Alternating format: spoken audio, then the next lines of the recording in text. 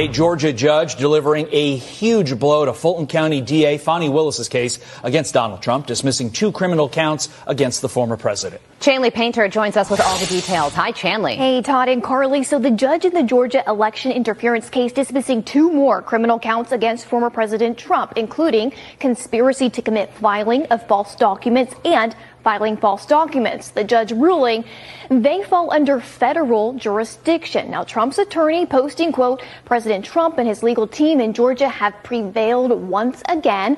A grand jury indicted Trump and 18 others more than a year ago on charges that they attempted to overturn the 2020 election result in Georgia. 4 defendants have pleaded guilty. Earlier this year, the judge dismissed 6 other charges against Trump. He now faces 8 remaining felony counts. Now, the case was thrown into limbo when an improper affair was revealed between prosecutor Fani Willis and Nathan Wade, the prosecutor she hired to help bring the case against Trump. Wade was later removed. Now, separately, a Georgia Senate committee is investigating allegations of misconduct against Willis related to conflicts of interest and misuse of tax dollars. But Willis's attorney confirming she will not cooperate or appear at the Senate hearing until there has been a judicial determination of the validity of the subpoena. Now, that Senate subpoena demands Willis turn over all emails and all texts between her and Wade, plus an accounting of all gifts or cash exchanged between the two and all communications with federal offices about the case. As far as that criminal case, the Georgia Court of Appeals paused the proceeding until October when it hears Trump's motion to disqualify Willis as prosecutor. Every time I took a trip with my lover, I paid him in cash. Where the hell did you get the cash, you know? Your Honor, I object! And why is that? Because it's devastating to my case! Overruled. Good call!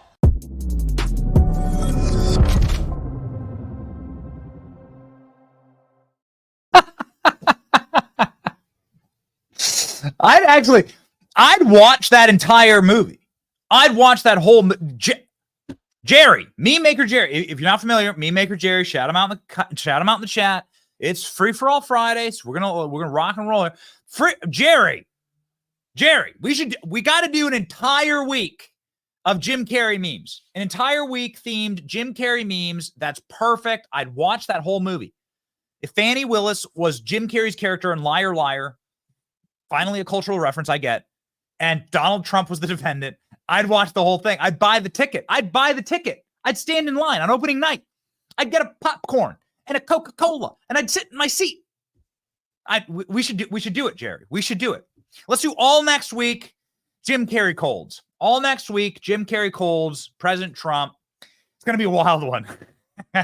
Oh, we have so much breaking news this morning, and we have Donald Trump live this morning as well. So it's going to be a very, very interesting day. Today's Friday, the 13th, dun, dun, dun, September 2024. Georgia judge nukes Fani Willis's case from space.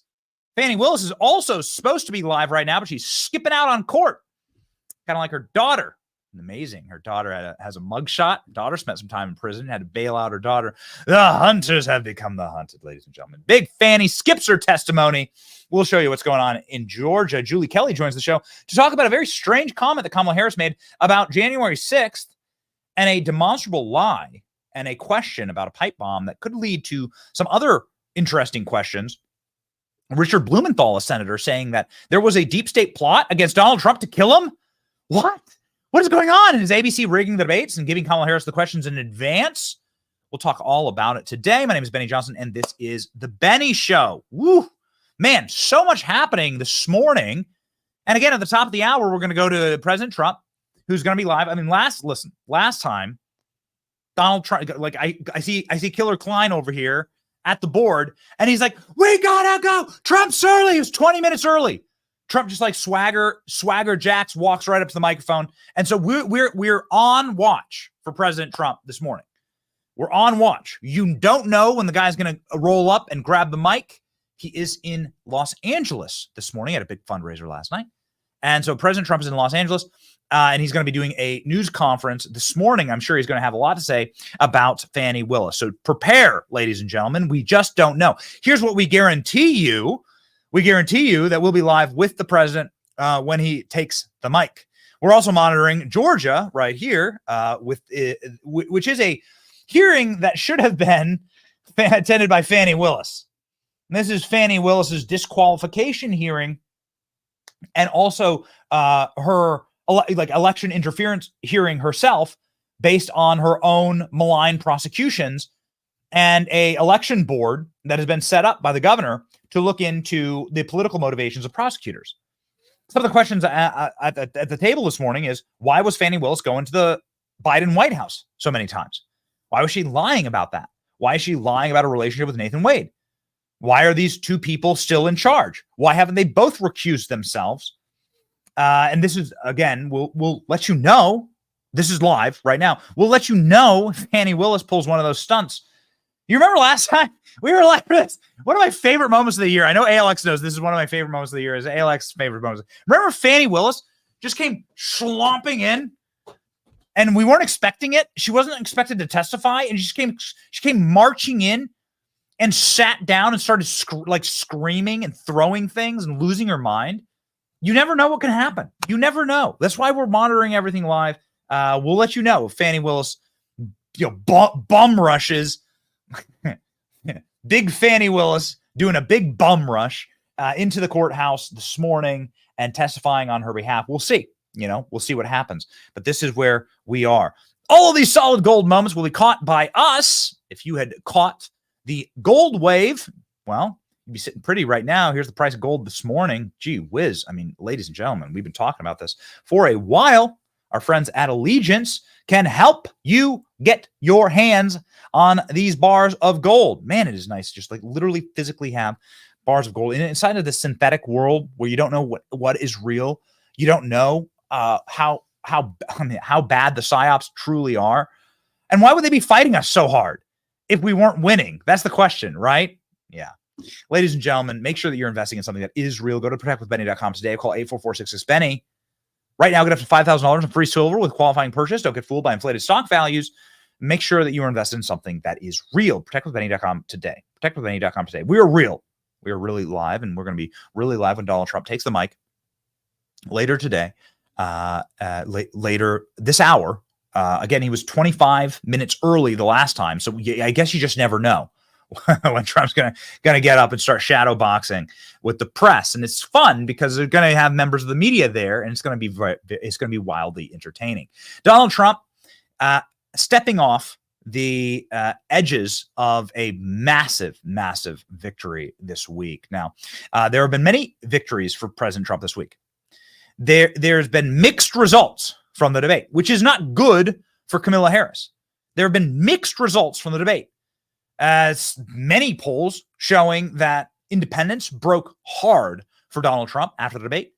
Libs, of course, like Kamala, and Republicans, of course, like Trump. That's not what the debates are for, right? For the people that have already made up their minds, and quite frankly, things are going terrible in this country. People have already made up their minds. But there's some very spooky data for libs heading into spooky season, and for spooky season, we actually have something really fun to start off the show with. This was on my timeline this morning. This house is going to win Halloween. I challenge all of you. We have a finite amount of time on this planet, and you can be viciously mediocre, or you can get the fuck after it. Wait a minute, 10 toes in when we standing.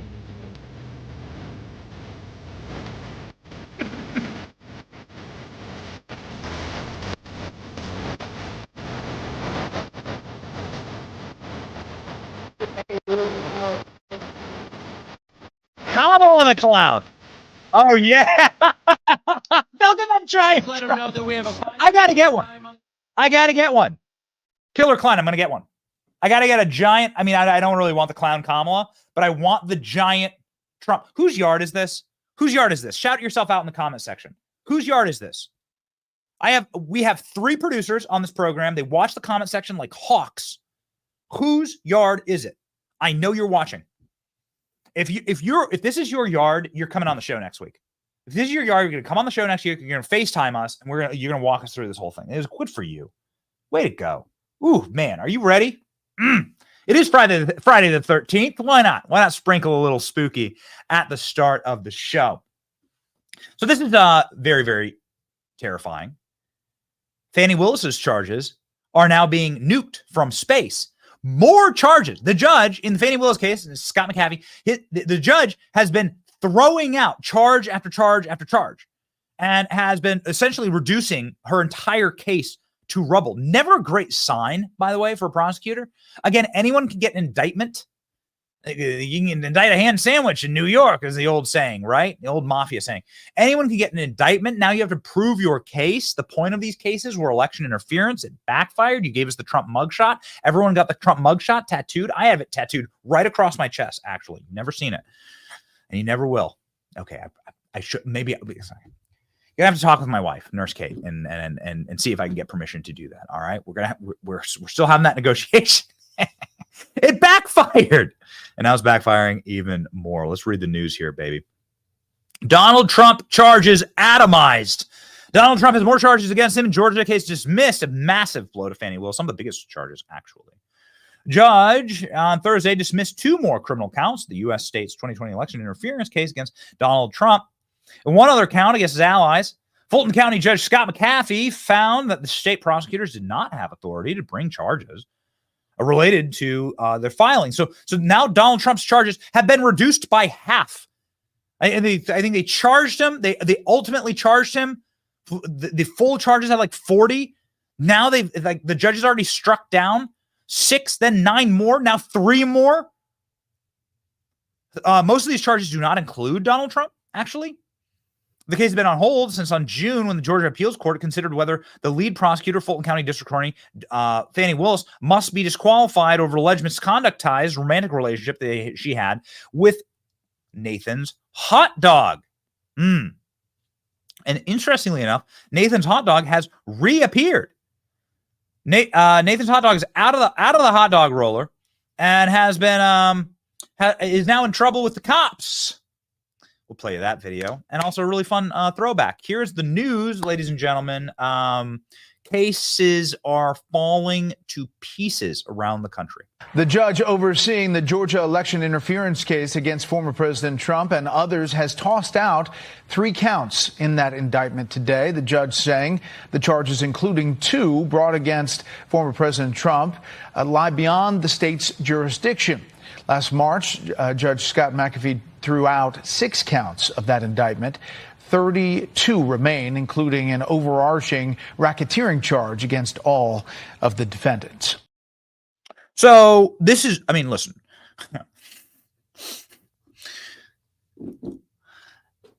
If you're going to bring a case and you're a prosecutor and you're a very serious person and you know that there's a single decrepit third world, rat-infested, absolute crime-ridden hellscape of a county in Georgia, you got to bring the case somewhere. You have to do it in this county.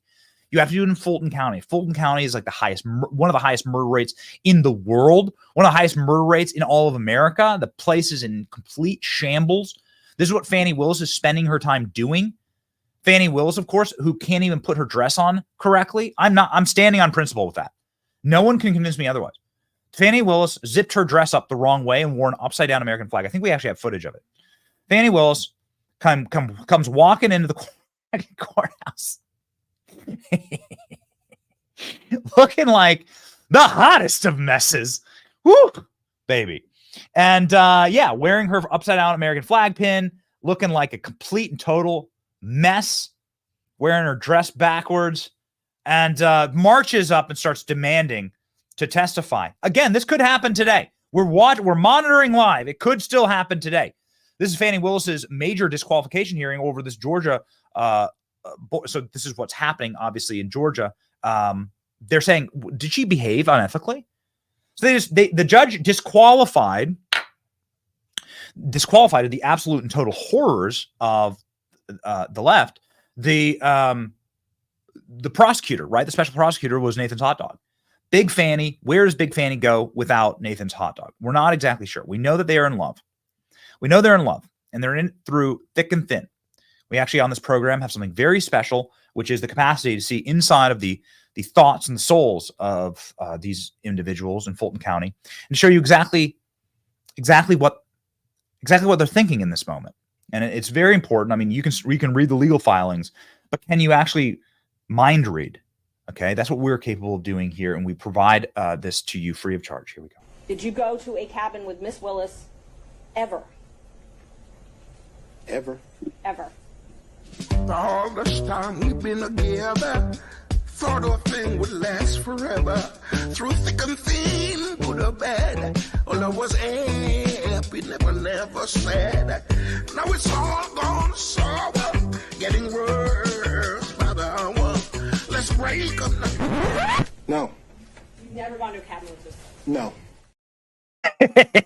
We can't help ourselves. We're so sorry. We try to be adults on this program, but we cannot help ourselves. And we also think that ridicule is really powerful. That's why we love memes. We think that ridicule is a powerful weapon, and they're clearly lying. So what will the Georgia what will this Georgia board find? They'll find that they're lying.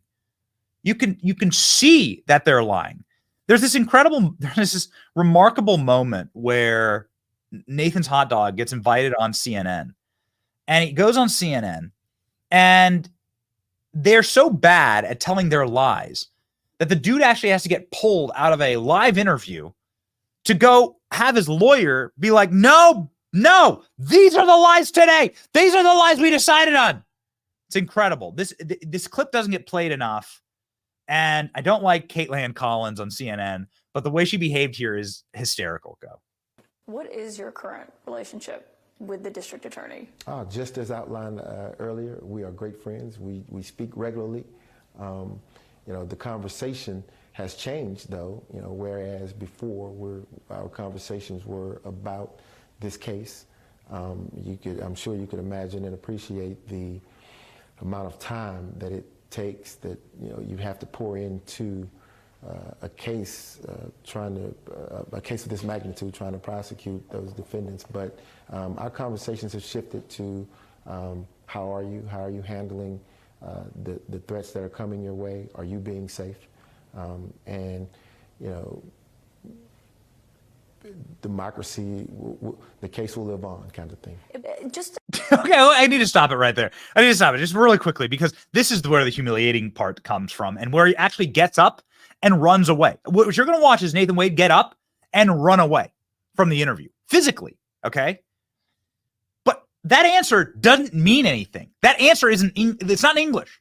There's not a full coherent sentence. These are the cream of the crop. This is the best of the best in Fulton County. The guy whose prosecutorial background was getting a set of stolen speakers back to its owner with like a $10 penalty. That's what this guy was. He was worse than a bus stop lawyer. And they brought him in as the special prosecutor. This is the guy they brought in as a special prosecutor. This guy's that word salad makes Kamala Harris look like a chef at Sweet Green. So here we go. Get a lot of this is too great. This is too good. Clarify. Too good. When did the romantic relationship between the two of you start? Yeah, so we get into. There's been this effort to say that okay, these exact dates are at issue, and these exact dates are. I'm getting signaled here. Look at this. I'm getting signaled here. He has to run away. He literally runs off set. Keep rolling. Oh, man.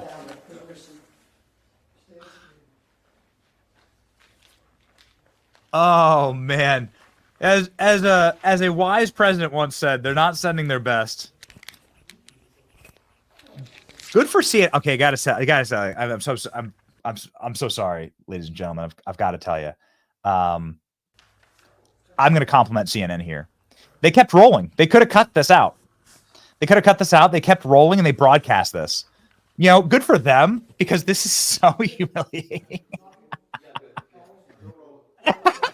Look at his face. Everything okay? Yeah. Is everything okay? Just to revisit the question, it was to clarify when the romantic relationship started and when it ended. Sure. So, I believe that the public has, through the testimony and other. Oh, it's too good. Has a oh clear man, snapshot that this is clearly so just a exciting. distraction. It is not. Listen to him try to read the rehearsed lines. It's too good. He doesn't give an answer because they know that the entire case hinges on it. So this is the reason why we're sort of digging up these old bones, is because this is the ongoing prosecution against Fani Willis, and they're doing a hearing right now on their lies. We can show you here from last weekend, Fani Willis and Nathan's hot dog re-emerging on police body cam footage when so you have Big Fani and you have Little Fani. Little Fani, which is her daughter, got arrested, and she was driving suspended license. I think 1 or 2 other traffic violations. Got arrested. Got put in jail. And here's Nathan Wade on the. Here's Nathan Wade. Apparently, her license is. What they say is irrelevant here. It's just typical jargon about like what policies were broken and so on. They had to go to the courthouse. She had to spend her daughter had to spend I think a day in jail, and they had to bail her out. And so here's Nathan Wade and Fani Willis in their underwear, in their pajamas. I think in their Fani Willis wearing this giant bedazzled shirt. The bedazzler in their pajamas. So again, they're the sharpest prosecutorial team in American history. They're gonna get Trump. They got him now. Here they are in their pajamas after her pregnant daughter, gets arrested. This made for great fodder and a lot of fun, and we did have a lot of fun on this. It was very fun to watch these cases self-immolate and atomize. Is enjoyable, but what's most enjoyable was watching Donald Trump take them out and make fun of them. And here's President Trump making fun of Big Fani and Nathan's hot dog. Remember this move. You're about to see Donald Trump do this move, okay? And I'll let you decide what this means. I was indicted by Fani in Georgia. Fani. How did that work out? And her lover, Nathan Wade. And they hired him for almost $1 million because of his great experience. Of course, he didn't have any experience. He had experience in something else. You know that. A lot of experience.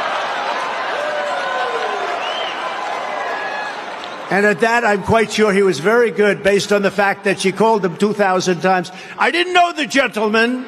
I didn't know him. Oh, you have 2,000 phone calls, 3,500 text messages. How is it possible in a short... I know a lot of people. We like a lot of people. I happen to have a very good relationship with a woman called Melania.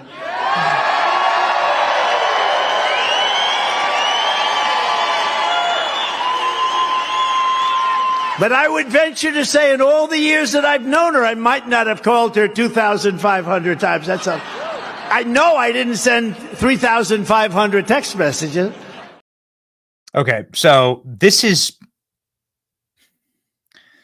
Please don't get angry at me. I'm almost thankful for Fani Willis.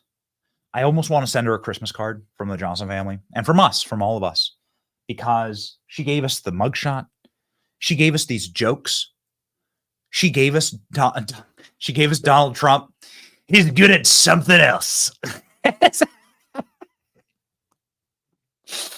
Thanks for the memories, is what I want to say. I do. I think maybe we will. Maybe we will. We'll send her a thank you card, and then we'll send her a maybe a pillowcase full of cash. I think these are the things that like really warm her heart over the holidays. Remember, she's been trained by her Black Panther father to sleep with all of her money under her pillow. That was part of her testimony. That's okay. You wonder why she's not testifying today. Donald Trump, though, still going in on Big Fani. And not only that, all these local cases like Fani. It's spelled Fanny. It's spelled Fanny like your ass, right, Fanny? But when she became DA, she decided to add a little French, a little fancy. Fani. And, Fani and Mr. and Mrs. Wade, which his wife did not appreciate.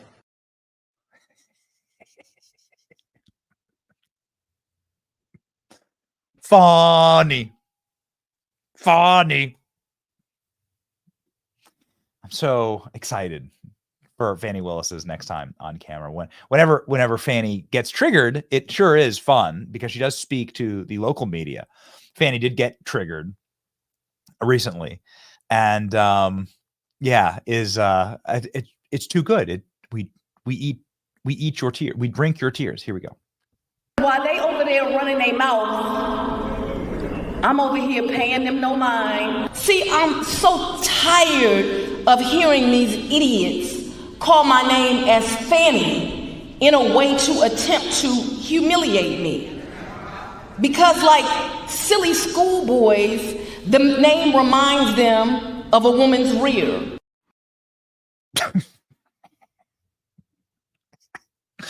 Guilty as charged. you got us. Guilty as charged. We did get an opportunity to speak with Donald Trump about how much he made fun of Nathan's hot dog. We got a chance to speak with him in person. I don't believe that I am betraying any confidence here. It was at the front of the the UFC ring here in Miami, and this is what it looked like. I mean, there's not a lot of commentary here, but you can see this was right when he did the Nathan Wade. This is right when he did the Nathan Wade, and he was explaining to me. Yeah, he was explaining to me the motion of the Nathan Wade. I was thanking him on behalf of all of us. All right, I was thanking him. I was thanking the president on behalf of all of us. It was a great time. Okay, it's worth. Thank you, ALX, for finding that gem from almost a year ago. But it was too much fun and too entertaining. So we'll see what President Trump does. We'll see what President Trump does later today. I have a feeling he's going to talk about this, and he's going to talk about what the humiliation of this case is and how it has flipped back around on Fani Willis. Again, Fani Willis skipping out on the subpoena. So we'll see. We're monitoring. Will Donald Trump be skipping out on the next debates? I got to tell you, I like these debates for the pure entertainment value of them. I am not a political advisor to President Trump. I will be happy to admit that I'm not a political advisor really to anyone. I like the debates for the pure entertainment value. I like Kamala Harris being exposed. I want more of that. I've been advocating for more debates. But Donald Trump said yesterday that he's not going to do more debates. Donald Trump rules out a debate rematch with Kamala Harris for 2024 election. This is President Trump's post yesterday. Here's what he had to say. Donald Trump says, when a prize fighter loses a fight, first words out of his mouth are, I want a rematch. Polls clearly show that I won the debate against Comrade Kamala Harris. Call her Commie Kamala, please. The Democrats rattled off a candidate Tuesday night, immediately called for a second debate. And this is true, by the way. Like, there's something up, right? There's something up. Why are they calling for another debate, like, right away? Doesn't pass the smell test. Says, she and Crooked Joe have destroyed our country, millions of criminals, bankrupting the middle class, so on and so forth. Everyone knows this. All the other problems that caused by Kamala and Joe. It was discussed in great detail in the first debate. And the second debate with Comrade Kamala. She is a no-show for the Fox debate and refused to do NBC CBS. Kamala should focus on what she should have done during the last 4 years, period. There will be no third debate, says Trump. Now, could this be a negotiation tactic? Yes. This could absolutely be a Trump negotiation tactic. Now, I will not support Donald Trump going into another rigged bear trap against him, where potentially the candidates have the questions in advance. They obviously have and we're going to get to the ABC News whistleblower affidavit in a second. This is, I think, something very interesting, and a lot of people are talking about it, and we're going to tell you what we know and what we don't know. Here's what we do know about the debate. Donald Trump walked obviously into a trap, and this is something that I think is really important. We can't keep doing this as a party. The debate can't happen without both parties agreeing. But what we end up doing is we end up agreeing to, anybody watch Monty Python? Like when the knight has all of his, it's like a famous scene where the knight has all of his legs and arms cut off and he's still trying to fight. And he's just like pretty much a bloody stump. This is what Republicans do at these debates. They cut our arms and our legs off and expect it to, and call it a fair fight. It's not true. The end of Gladiator, right? When Maximus gets stabbed in the side before he's supposed to like take the field of battle against the emperor. It's rigged. It's not a real fight. I think Maximus, bloodied as he is, still comes out on top, obviously, at the end of the Gladiator movie. And I think Donald Trump still came out on top at the end of this. Nonetheless, he was shivved. What are the institutional biases? One, the way they put up the cameras, the way they custom build the debate stage, the way they set it all up, the lighting, all of it. It's Hollywood magic for Kamala Harris.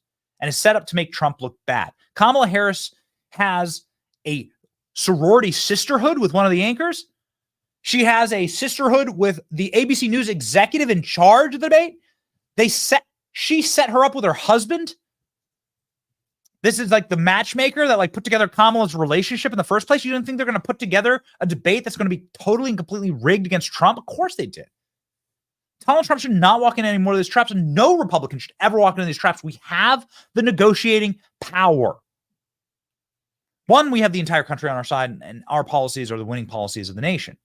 Kamala Harris in this debate like really argued as a Republican on every issue except for abortion.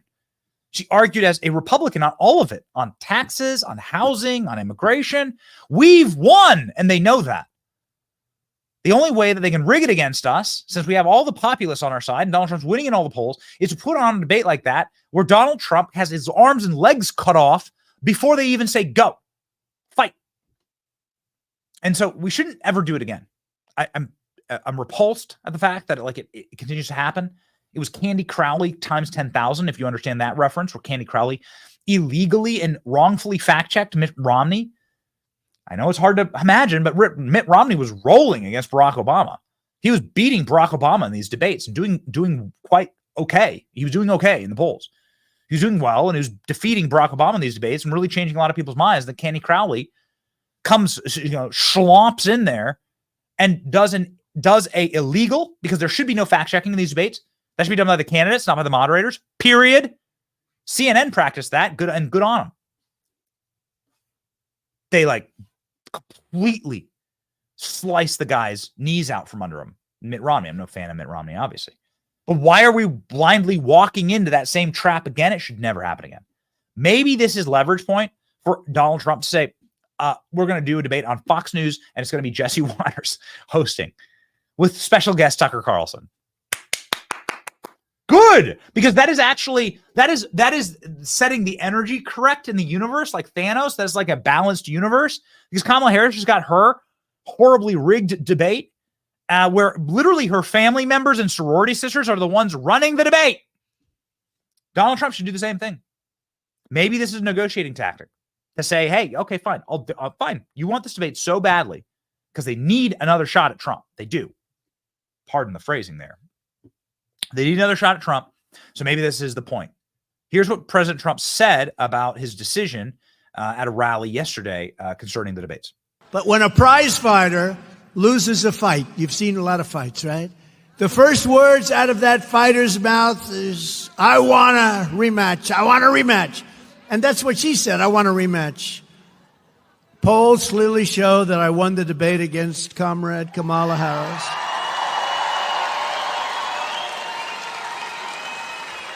And as you probably know, because, when you say Harris, does anybody know who Harris is? Now, Kamala is a very different kind of a word. Nice name, very nice name. But you know her as Kamala. You don't know her as Harris. When you say Harris, everyone says, who the hell is that, right? But she immediately called for a second debate, which means that she was like a prize fighter that lost a fight. We had two debates, though. I had a debate with Crooked Joe Biden, right?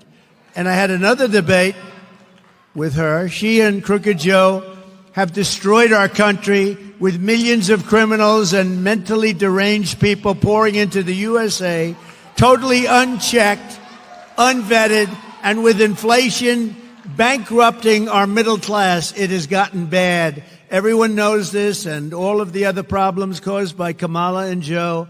It was discussed in great detail during the first debate with Joe and the second debate with Comrade Harris. So the question is, what is the best way to get Trump's message out there to the people? That's the question.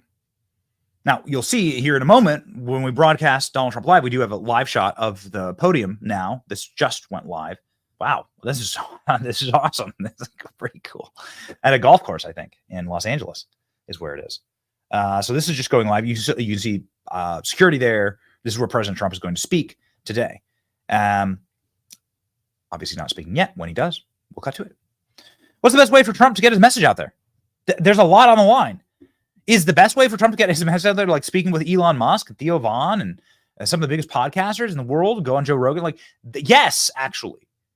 Is it to walk into a trap and get shivved in the back by Kamala's best friends and thwarty fifth earth, pinky swear? Like, is it that? Yeah, that's bad. That's bad way, actually, to do that. That's a horrendous way to get your message out there. Is it good for President Trump to sort of like grab the fact that the kinetic energy of the internet and to say, like, listen, I am culture. I'm Donald Trump. I'm culture. Donald Trump, they're eating the cats. They're eating the dogs. It's like the biggest song on TikTok right now. Gold medal Olympians are dancing to it. I'm eating the cats. They're eating the cats. They're eating the dogs. Like, this is culture. This is something that went thermonuclear on our feed yesterday. This is how you win. This is, I don't know how many views. Let's look at the numbers here. Donald Trump found out that Liam had a rare brain hormone disorder, and he sent Liam a letter. It's got millions of views. It's got 31,000 likes. It's got 31,000 shares. It's got 116,000 likes. This, ladies and gentlemen, is far better than Donald Trump availing himself to journalistic assassins once more. Here we go. Here, please.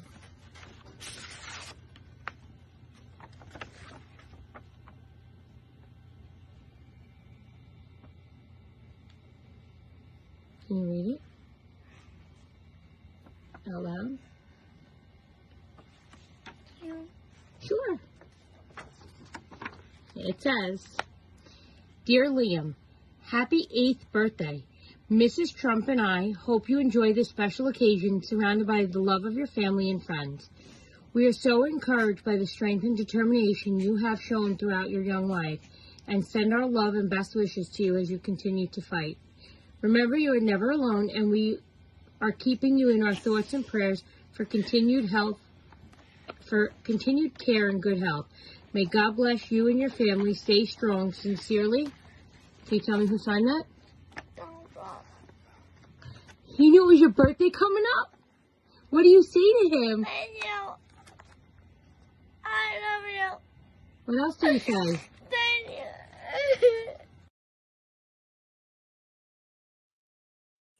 Apologize for the technical difficulties here in the studio, ladies and gentlemen. Turns out we're starting a cooking show, and we're prepping some onions right now, and they're being cut right next to me. And I apologize. That's what's going on. I'm not getting emotional watching that. Of course, I would never do that on camera. Is this as a father of four? I don't feel that deeply, especially since every parent has children who go through tough times medically, right? This is just a fact of life.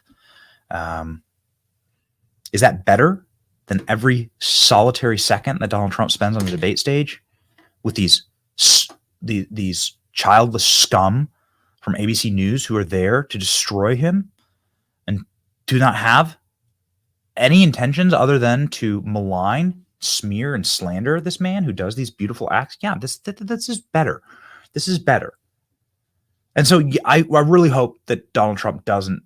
I really actually hope that Donald Trump does not ever say yes to another debate on these networks or on these platforms.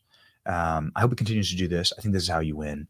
This type of activity was what had Trump up 5, 6, and 7 points in many of the polls, and up 10 points against Joe Biden. This is what it says to have a soul, when you have like still a spark of humanity left in you. This is what you can accomplish and deliver. And Donald Trump should run on this energy.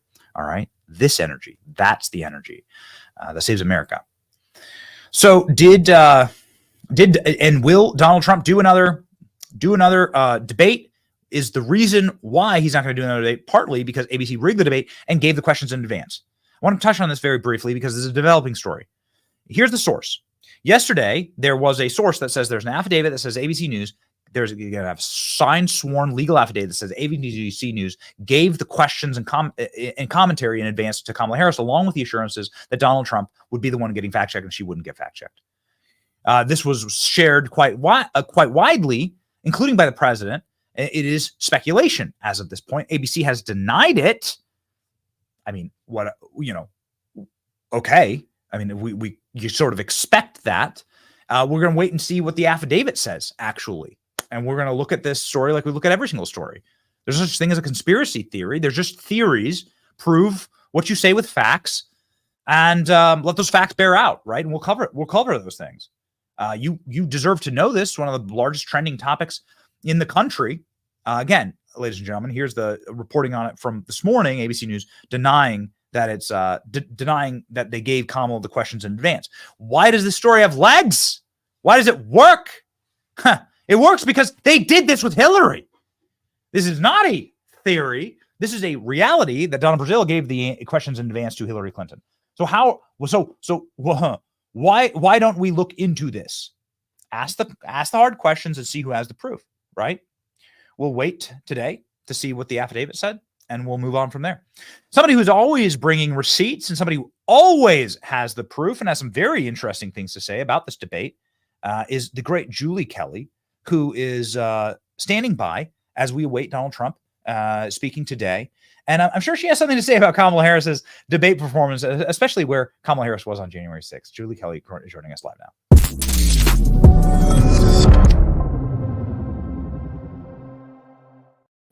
Julie, how are you? Good morning. Good morning, Benny. What a week. Another crazy week. Thanks for having me on TGIF. Oh, TGIF is free for all Friday. Okay, so the president may speak at any time. So I just want to let you know, we are going to be covering that press conference. He's not speaking yet, but was speaking earlier this week at the debate podium, where he was asked a question about January 6th. And Kamala Harris gave this performative, very, very canned and pre-scripted answer. This is probably why there's also like legs to this whole. She got the questions in advance because it really did read like a movie script. Like it really did read like a performance, but that's just speculation. Here's what's not speculation. Where was Kamala Harris on January 6th? Because she told the whole world I was at the Capitol.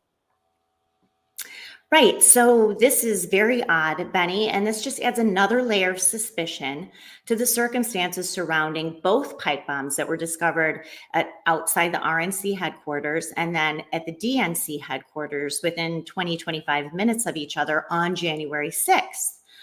She has intimated several times on the rare occasion she's asked about January 6th that she was at the Capitol.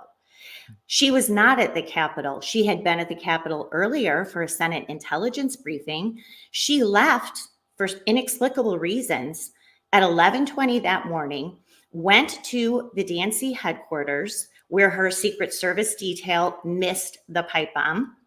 Bomb-sniffing canines missed the pipe bomb. Capitol Police, Metro Police, bystanders, passersby. We were told the device was planted the night before. Yet you had all of these law enforcement officials and agents who were looking around the area. She came within 20 feet of this alleged device, we were told by the Inspector General of the Department of Homeland Security. But here she is lying on the national stage saying she was at the Capitol, how terrifying it was when she was at the DNC from 11:20 until 1:17 when she was evacuated after the discovery of the pipe bomb. Why is she lying, Benny? Why is she never answered for the fact she left the Capitol not only as the incoming vice president, a sitting U.S. senator who was going to be part of the proceedings that day? We've never gotten an answer. All the Secret Service texts, as you know, have been deleted, which we have talked about.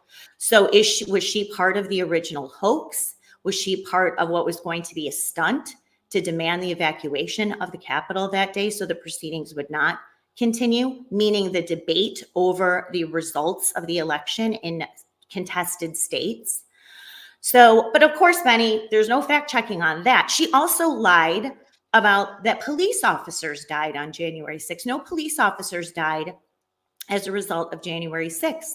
Brian Sicknick tragically died January 7th after suffering a stroke. Had nothing to do with what happened on January 6th. More lies, cover up, and obfuscation.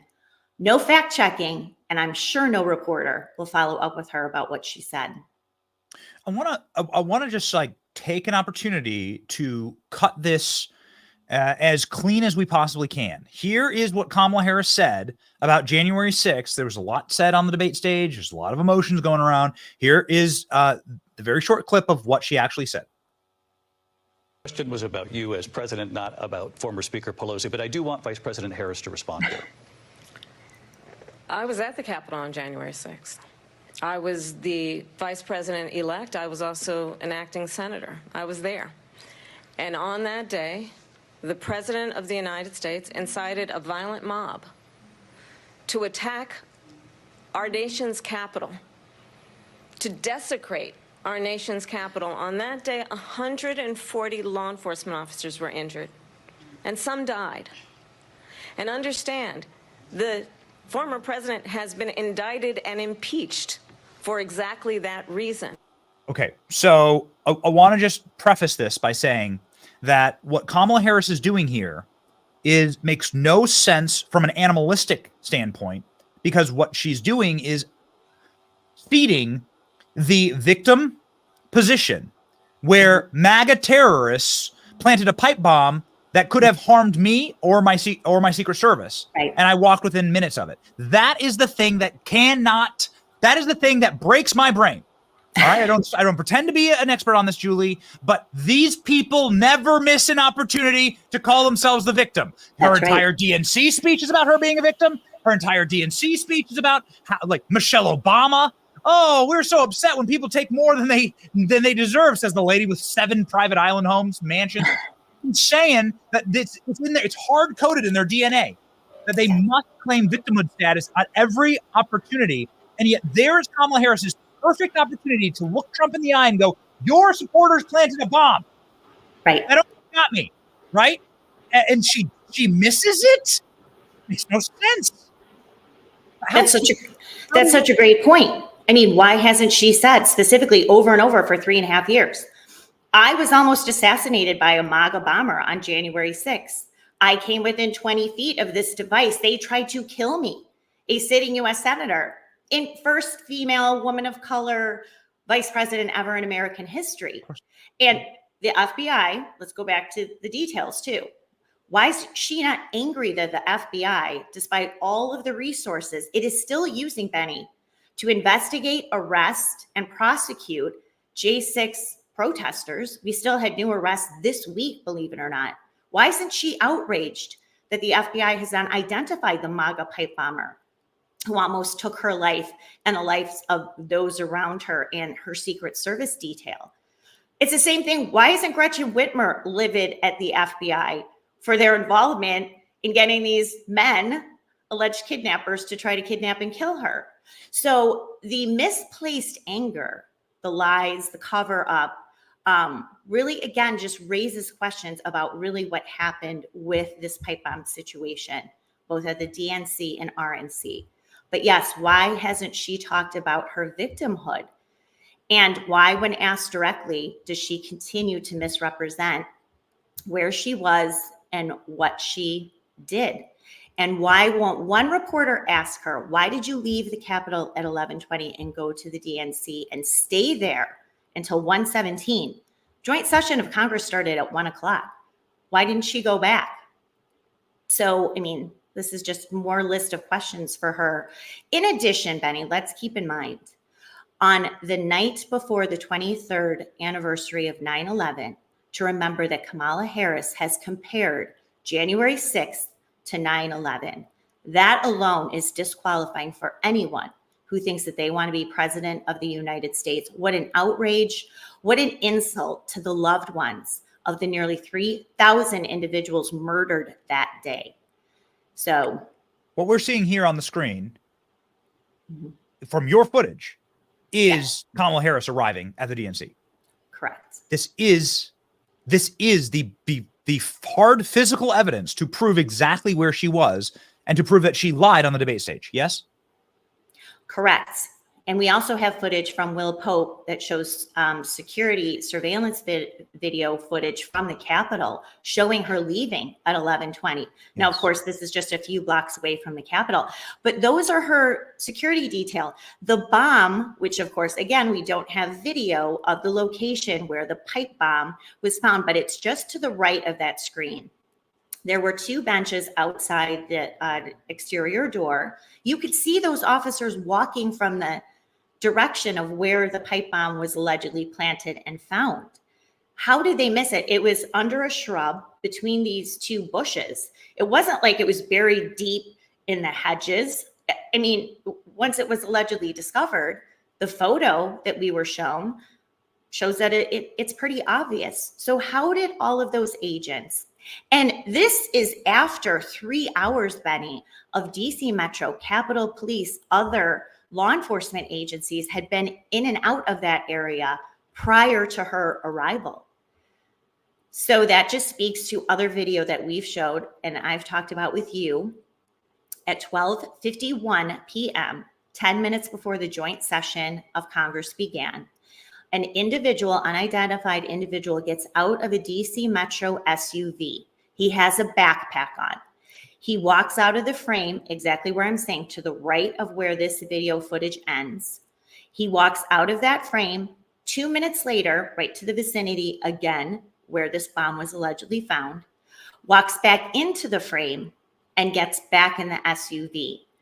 That seems to suggest this individual planted this stunt device, a device the FBI said was viable and deadly, by the way, which of course it wasn't, that perhaps it appears that this individual put that device there and then was discovered about 10 minutes later by a plainclothes Capitol Police officer. So the entire thing was a hoax. This is your professional investigative opinion. That this was a hoax that was set up, perhaps, I mean, the utility of this would be, and in case you need any further proof, here's Kamala Harris actually leaving the Capitol building. Like, amazing how this footage actually exists. And David Muir didn't watch this clip. He fact checks whether Donald Trump was being sarcastic enough in his commentary about losing by a whisker, but he won't fact check this. Well, I've seen the footage, and I'm going to fact check your sarcasm, sir. It's frauds. It's just scum. It's just so despicable. These jackasses. But here we go. This is you're not able. This is Kamala Harris leaving before January 6th, the Capitol. There's no emergency. She's walking out. There she is, right. Plain as day. And so I guess the next question that must be asked here is, what was the utility of this plot? Was the utility of this plot to say that there was terrorism, that regardless of what happened that afternoon, there was going to be like some type of terrorism element to it that was fabricated by the feds? Well, to smear Trump, was that it? Well, look, the Democrats and people like Mitch McConnell wanted the proceedings of January 6th to stop, not the certification process. This is so important that people need to recall. You had senators and House members of the House under the Electoral Count Act allowed 1 senator, 1 House member. They were going to take about 12 hours, Benny, to publicly vet all of the voting and election fraud in those contested states. They were going to call for, they had 14 or 16 senators, if I recall correctly, who were going to call for a 10-day audit of the electoral outcomes in those states. Nancy Pelosi didn't want that. Mitch McConnell begged his Republican caucus not to engage in that, warned on the floor before this started, this would be a huge mistake to spend the next several hours vetting the election fraud and calling for this 10-day audit. It is the Democrats and Never Trump Republicans who wanted the proceedings of January 6th shut down. So let's just game this out. She's at the DNC. It already had prompted the discovery of the pipe bomb, had already prompted evacuations or lockdowns of nearby congressional buildings. As you know, not everyone works in the Capitol building. There's Senate buildings and there's House buildings. So just imagine that, and this is what people like Dan Bongino have called Plan A. oh my gosh, Kamala Harris is at the DNC. A pipe bomb was found there. A pipe bomb was found outside the RNC. This is a few blocks from the Capitol. We have to shut down the Capitol. We have to evacuate the Capitol. We can't have these proceedings begin. This all happened around the same time at 1 o'clock. But turns out maybe it was too risky of a plan. And then they didn't need it because they had the breach teams, including Ray Epps, who had already breached the exterior lines about 12:53. So all of this is happening at the same time. So as you have protesters coming in, you have agitators coming in, whether they're people like Ray Epps or confidential human sources from the FBI who we know were there embedded in these militia groups. So then it just kind of took on its own course. So maybe then they abandoned the whole, we have to evacuate the Capitol because of these pipe bombs. We just don't know. And we can't know because, as I said, the text belonging to 24 Secret Service officials, including the director, including people like Kim Cheadle, who was on the Protective Services Bureau at the time on January 6, 2021, all those texts were deleted, purged for good, never recovered. So we can't hear what the Secret Service agents, both at the Ellipse or the White House, or certainly the DNC, were saying about all the events as they were unfolding. We also don't have records and documents. They've refused to turn over. The Secret Service and DHS has refused to turn over records to the Inspector General, who filed his report indicating that she had been within 20 feet of this alleged device. So the mystery continues, and now her talking about it, lying about it, even amplifies, and I think really demands more congressional action about this DNC and RNC pipe bomb. The suspect never identified, charged, or certainly convicted. Still at large, this MAGA pipe bomber, Benny. Yeah. Another thing, and one other, I know I keep adding to this. The J6 committee, Benny Thompson told Representative Tom Massey, the J6 committee never investigated what happened with the pipe bombs. They never interviewed the people, including the woman who allegedly found the one at the RNC. They didn't even cover this. He had no idea what Tom Massey was talking about when he was showing some of this video. Why, when the January 6th report, 837 pages, mentions the pipe bomb 5 times. That's it. It was completely buried. So kudos to some in the House Republicans who are starting to let this footage be made available, and also some other records and suspicious surroundings. But we need to do a lot more to find out everything that happened, including why Kamala Harris went there and why she stayed there. It's going to be some speculation on your part, but maybe you could answer sort of a lingering question for me, which is, what do you think is inside of those Secret Service messages that would be so damning? And I'm aware that we probably will never know. They are somewhere. You know what I mean? Like they do exist somewhere, right? And so there could be a moment where you get the right administration, we find them. However, they clearly must have shown something that did not align with the script. And so what do you believe they would show? I mean, maybe they would demonstrate the orchestration between the Secret Service and other law enforcement agencies, including Capitol Police and including DC Metro, to put sort of this whole operation together at the DNC, at least, perhaps even at the RNC, where the pipe bomb was discovered around 1240 by a government contractor, a woman named Carlin Younger. We'll have a lot more reporting on this. She worked for FirstNet, which is the public-private partnership of first responders. She was very involved in the law enforcement community in Washington, D.C. She just happened to find the pipe bomb as she was going to do her laundry. And Dan Bongino said he talked to a whistleblower who said that he thinks the person who found the pipe bomb was a government contractor. Well, was she part of this operation? We don't know because she's only been interviewed by the FBI once. The J6 committee never interviewed her. And I think there's some pressure to get her in for another interview. So what would those Secret Service texts, in the best case scenario, how they missed this device, right?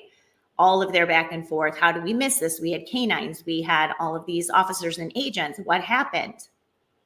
Or the dark side of it is that it shows, now what we know, Secret Service, an agency that with crumbling credibility, taking some sort of a role in putting this pipe bomb hoax together.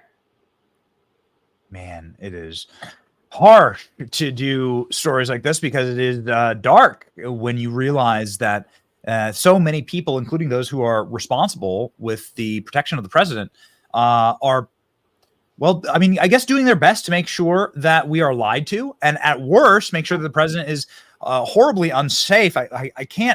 We can't let you go, Julie, without getting your response to Dick Blumenthal yesterday. This is a clip that went incredibly viral, where Blumenthal, who's hates Trump and viscerally, comes out and says, yo, we got a problem here.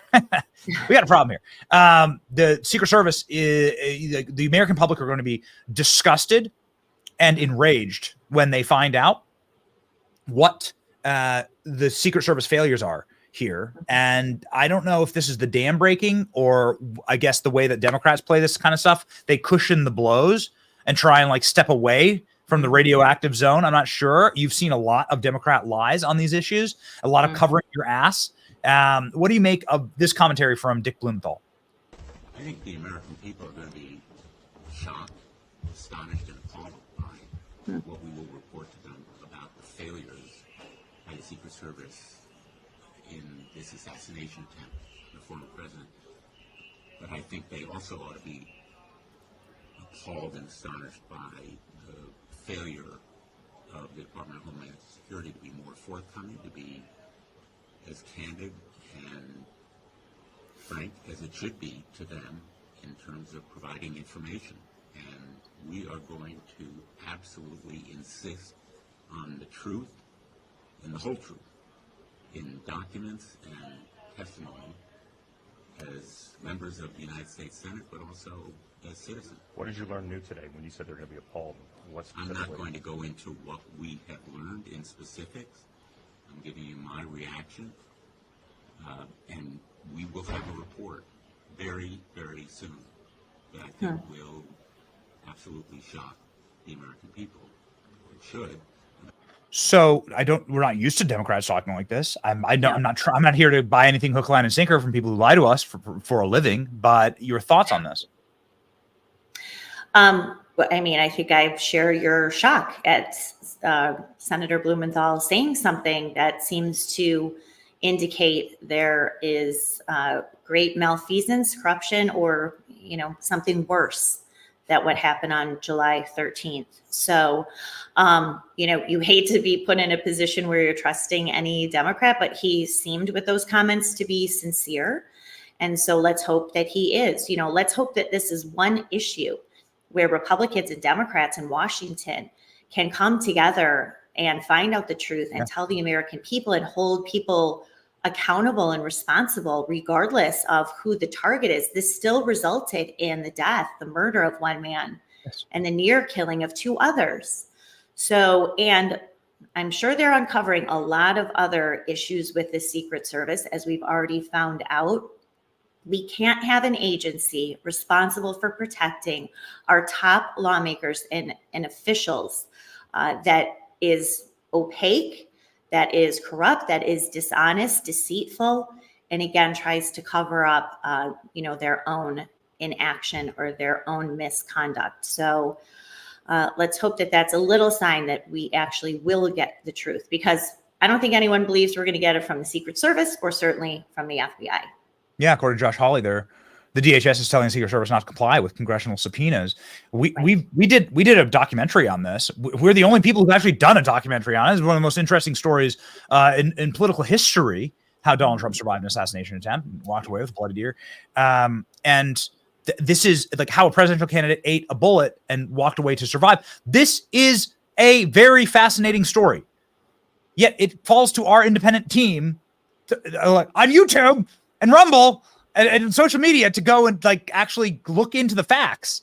I guess the question that I have is there are parallels to the pipe bomb story, where the novel non-curiousness of the corporate media on this topic underlies to me and signals to me that there is something so much darker and so much deeper here. And there is a pipe bomb collusion and coordination that bridges the two events. Can you please talk about that really quickly? Well, right. I mean, I think a lot of people are wondering how Thomas Crooks, this 20-year-old, was able to put together what appears to be a very sophisticated explosive device.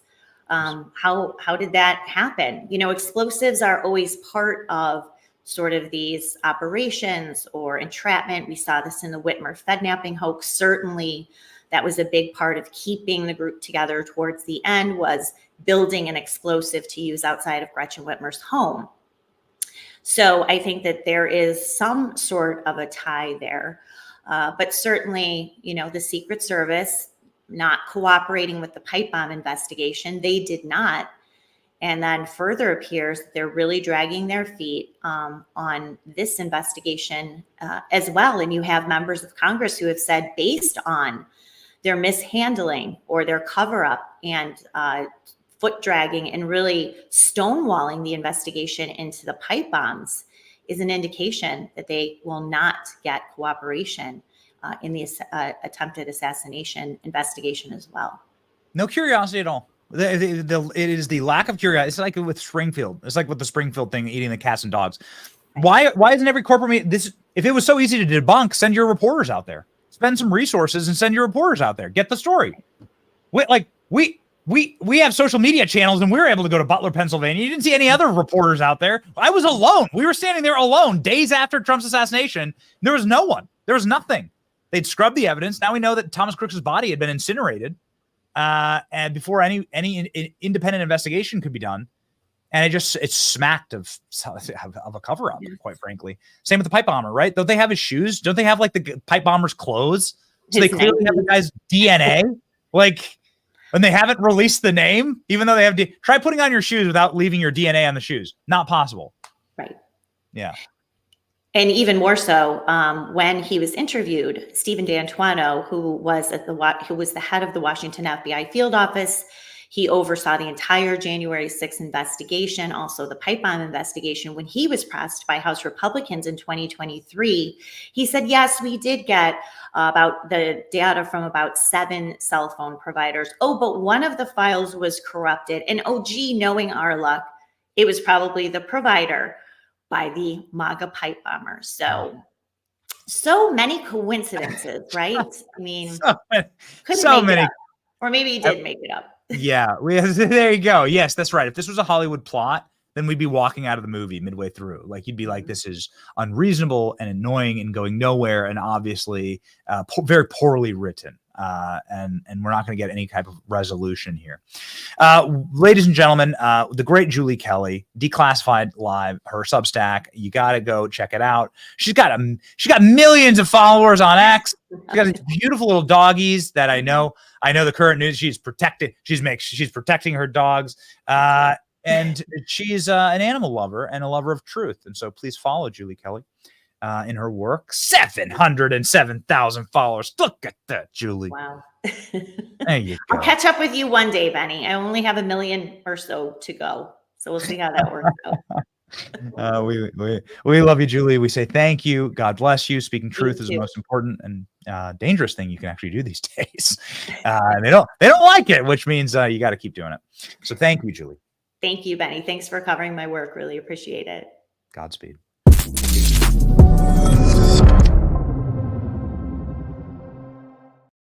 Ladies and gentlemen, here is the live shot of President Trump. President Trump will be holding a press conference in Rancho Palos Verdes. I believe, given the shot that we have of the president's sort of dais that's been set up, here's Trump going to. This is the best traffic you'll ever see in LA, man. You got to travel like Trump. Yo, you got to travel like Trump. This is what you want to see. Holy smokes. Have you ever seen anything like this? Fun fact. I was born in LA. Fun fact. My parents, who were recovering Midwesterners, moved out west. And that's where our family started. And they during the Rodney King race riots, they quickly moved back to the Midwest. Not to Springfield, Ohio, though. So this is the shot of President Trump. This is the shot of the podium, please. I thought that this was at Donald Trump's golf course. Am I wrong, ALX? This is not at Trump's golf course. This is a live shot, ladies and gentlemen. This is a live shot of the podium at Donald Trump's golf course. Yes, confirmed. The beautiful Pacific Ocean in the background, and quite a scene for the president. Is the president going to be speaking? Well, ladies and gentlemen, he is scheduled to be speaking at noon Eastern Standard Time.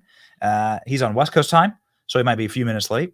Nonetheless, we will cut right to it when President Trump takes the mic. These have been very, very entertaining in the past.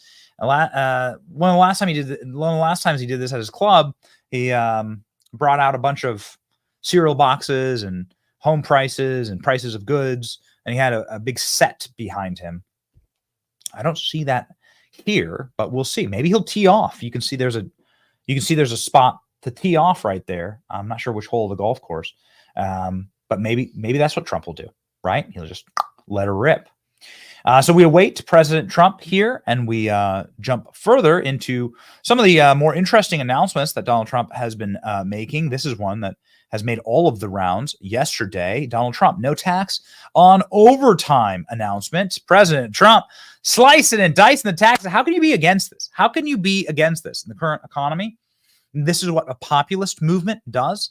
Remember, ladies and gentlemen, we're not really Republicans. I am a member of the Republican Party. Okay, I will tell you, this is how I vote, and this is my registration.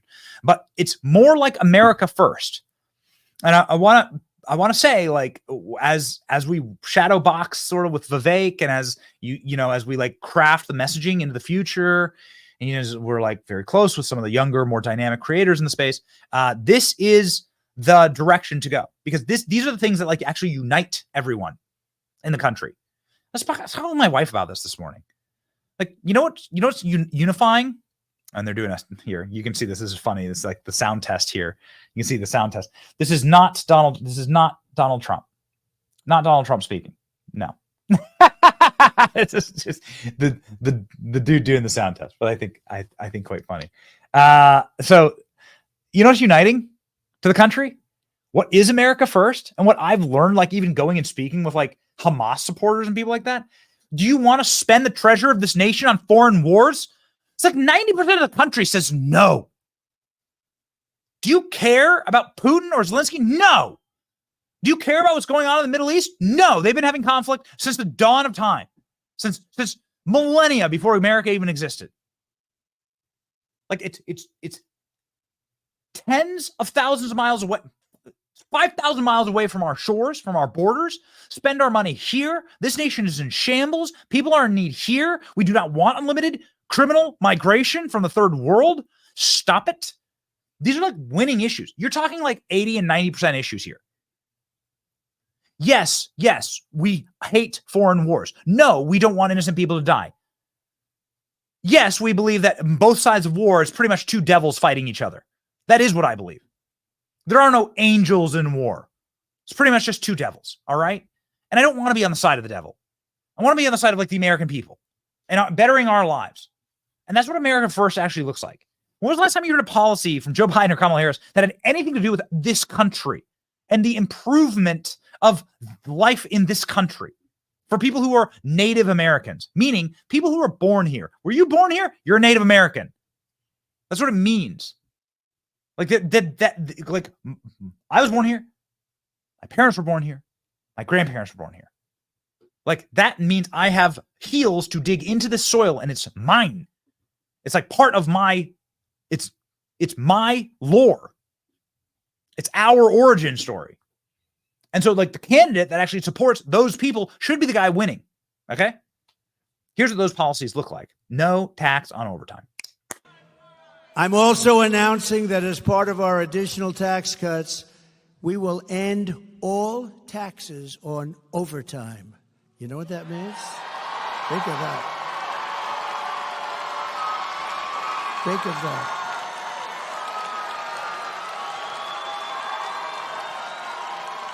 Think of that. That gives people more of an incentive to work. It gives the companies it's a lot easier to get the people. And, you know, I went to some economists, great ones, and I said, what do you think? They said, it would be unbelievable. You'll get a whole new workforce by doing that. No taxes on overtime. The people who work overtime are among the hardest working citizens in our country. And for too long, no one in Washington has been looking out for them. Those are the people. They really work. They're police officers, nurses, factory workers, construction workers, truck drivers, and machine operators. It's time for the working man and woman to finally catch a break, and that's what we're doing because this is a good one. And I think it's going to be great for the country. Is this better than Donald Trump on ABC?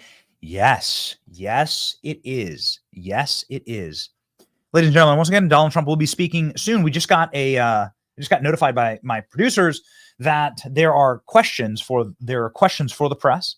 Donald Trump will be taking live questions from the press. There are microphones set up for the press to walk up to and to take questions and to ask questions.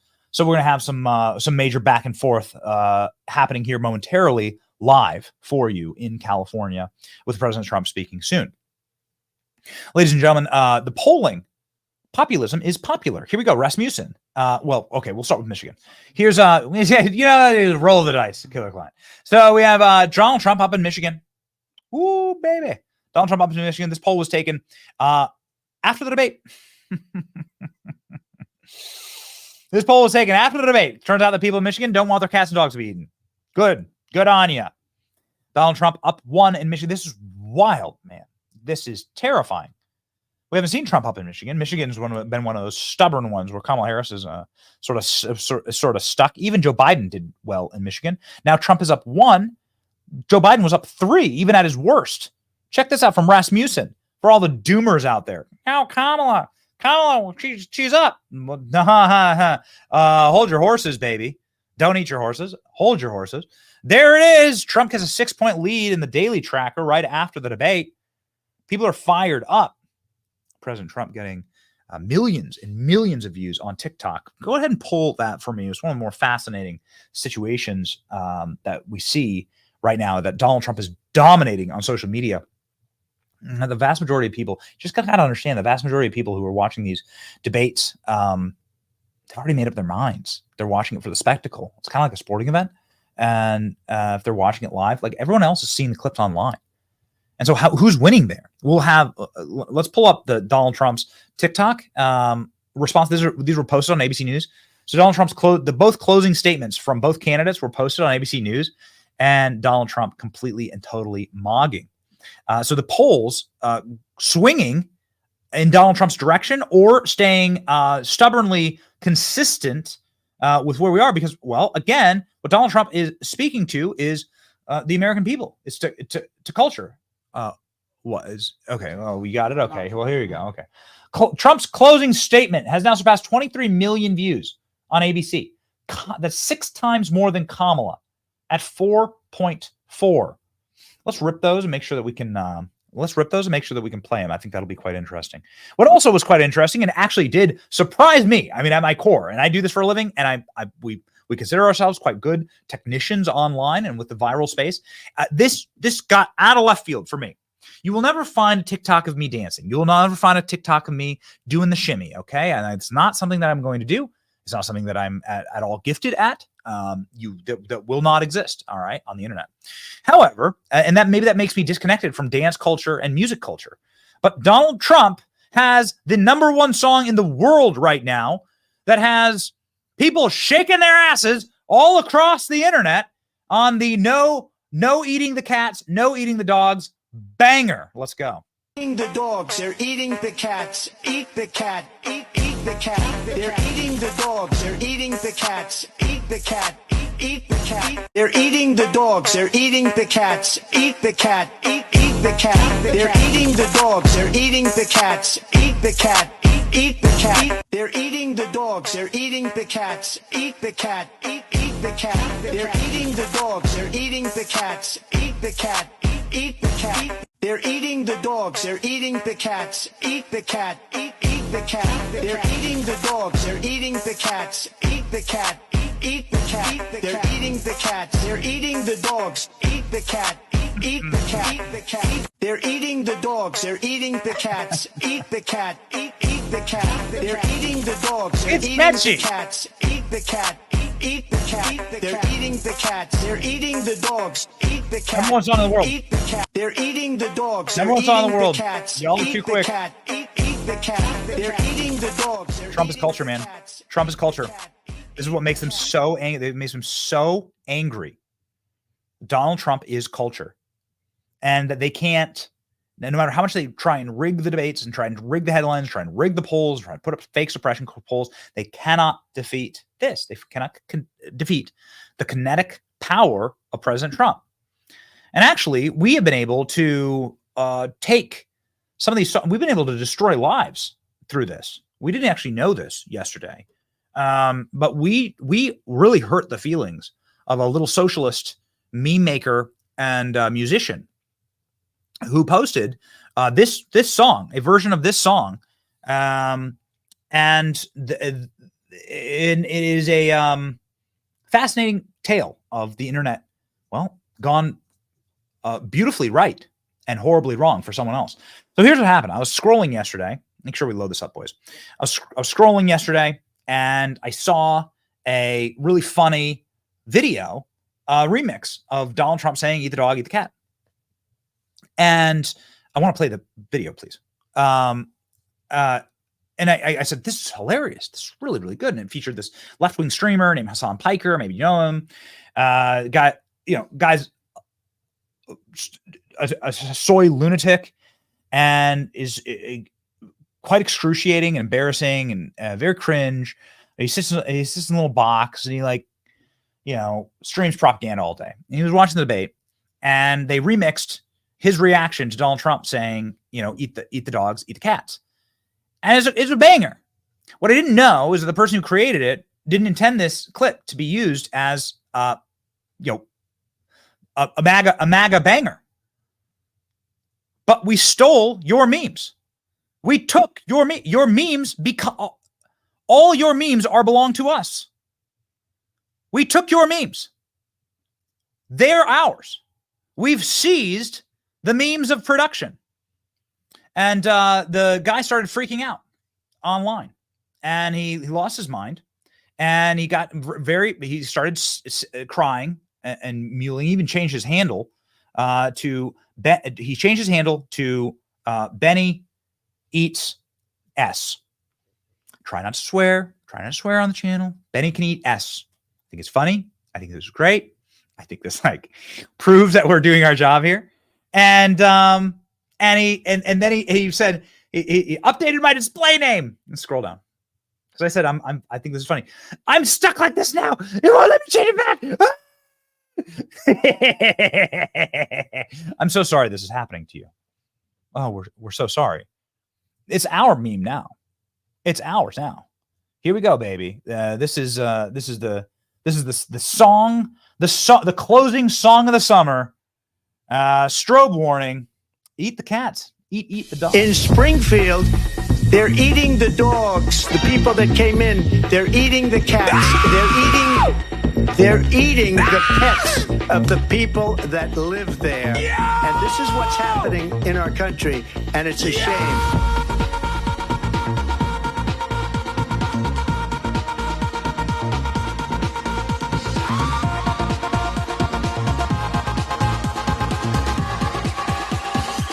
They're eating the dogs.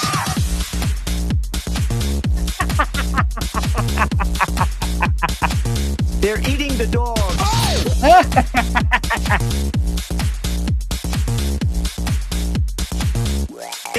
this is what's happening.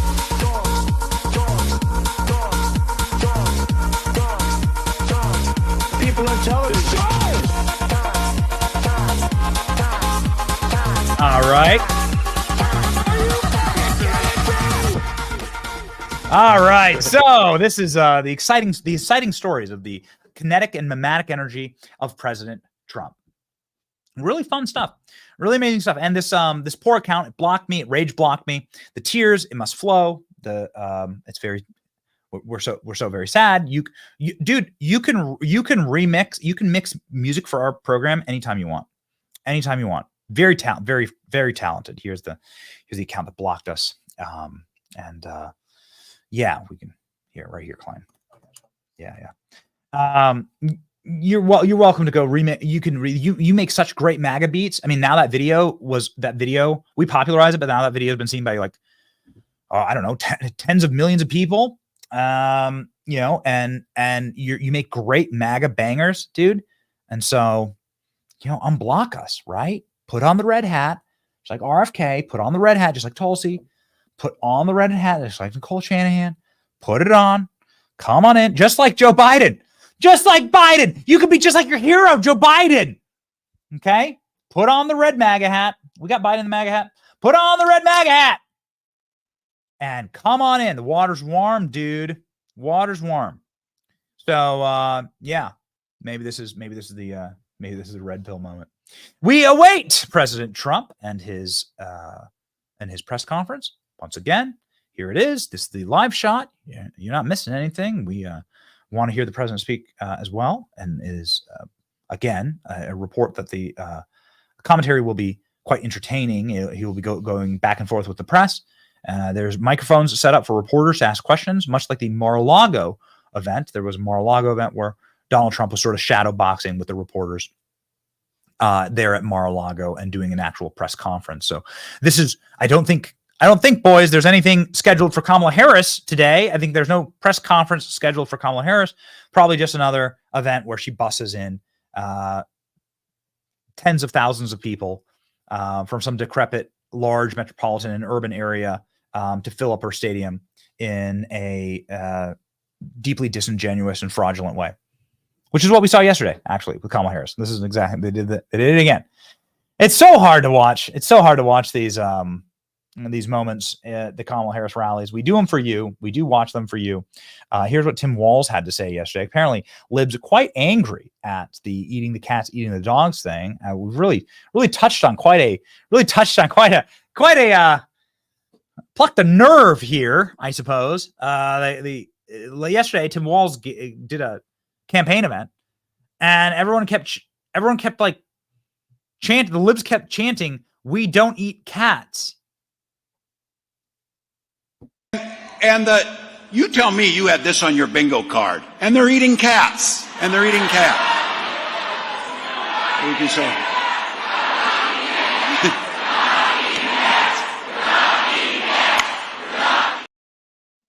So this is a very a huge victory for all of us. This is a huge victory for all of us. Our enemies are now repeating our best talking points. This is great. You're right. We don't eat cats as a country. Good. Yes. This is why we have trouble with criminal, open, unmitigated, unlimited, illegal immigration from places that do. It is if you ever travel outside of America, it is a savage and rough world. It is a tough place. And even if you go to like what is so-called first world countries, you are desperate to get back into the United States of America once you're gone. We live in a special and wonderful place. There's a beautiful country. It is something that we should all like. It's something we should all cherish. And we should not be eating cats and dogs. I agree with you. This is what we've done as meme makers. This is what we've done in this ecosystem. And Donald Trump shared a bunch of like cat memes. Donald Trump went on another cat meme sharing spree yesterday. Maybe he'll talk about it today. We await the president live. But this is power. This is how much power that moment had. This is why we say Trump is culture. Because Donald Trump shares these memes and says this at the debate. And now libs are chanting, "We don't eat cats." Thanks, dudes. Thank you. Good job, white dudes for Harris. Speaking of a white dude for Trump, Joe Biden saying those words, "We don't eat cats," the day after Donald Trump said at the debate. Talk about like the cultural permanence and penetration of Donald Trump. Here's Joe Biden putting on a MAGA hat and saying, "Don't eat any cats and dogs."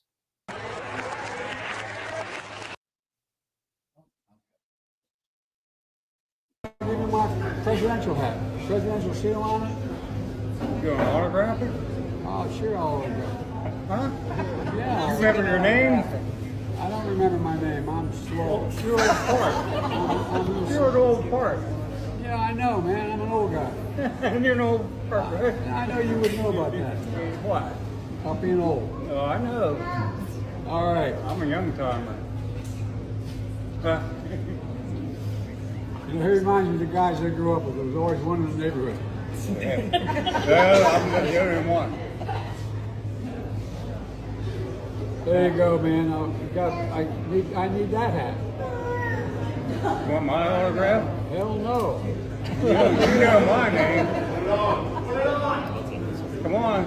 I ain't going that far. Yeah, you said you would do a selfie. There you go.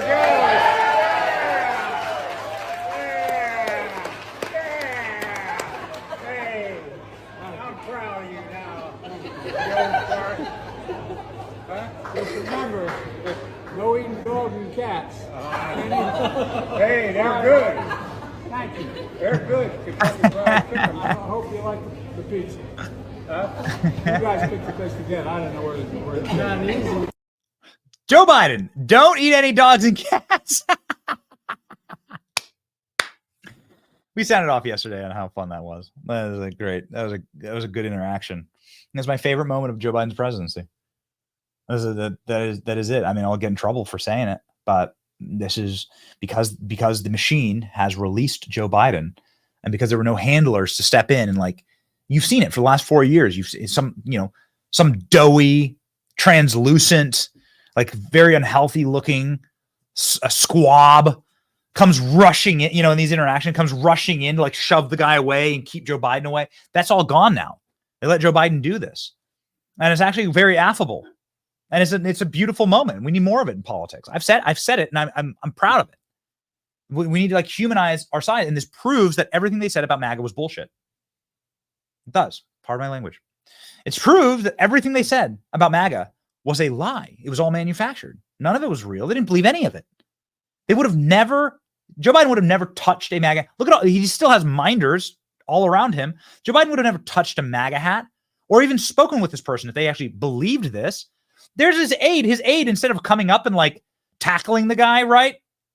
He gives him the pen to sign the MAGA hat. And Joe Biden puts on the MAGA hat because the guy calls him an old fart. And then Joe Biden, like, makes a joke about eating cats and dogs. Man, it's too good. Oh, man. Here's what Donald Trump is sharing on social media. President Trump on social media with some cat and dog memes. This, hopefully we get a question on this. I pray we get a question on this. President Trump still not at the podium, 12:35 p.m. Eastern Standard Time. We are, of course, monitoring, and as soon as Donald Trump is live, we will cut on over, baby. Here's Donald Trump saving cat turd. If you're on X, you probably know cat turd. Vote Trump and save me from It's really good. Don't let them eat us. Vote for Trump. This is President Trump. This is the president sharing these memes. Is he going for the cat lady vote? Is he doing it?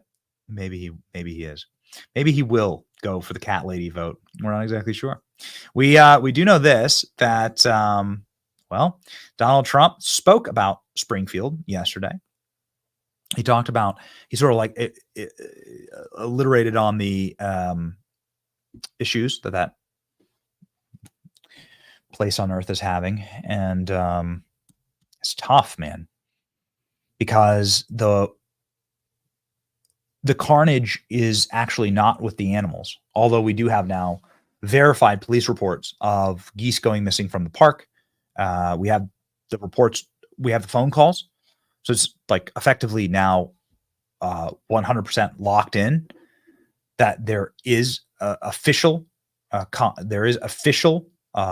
recordings of animals going missing, but it's really the human carnage that's most important and what we wish to focus on here. So, like, we're a human first site, and we do care about the value of human life. And this is why we are anti-war. This is why we are pro-America. This is why we're America first.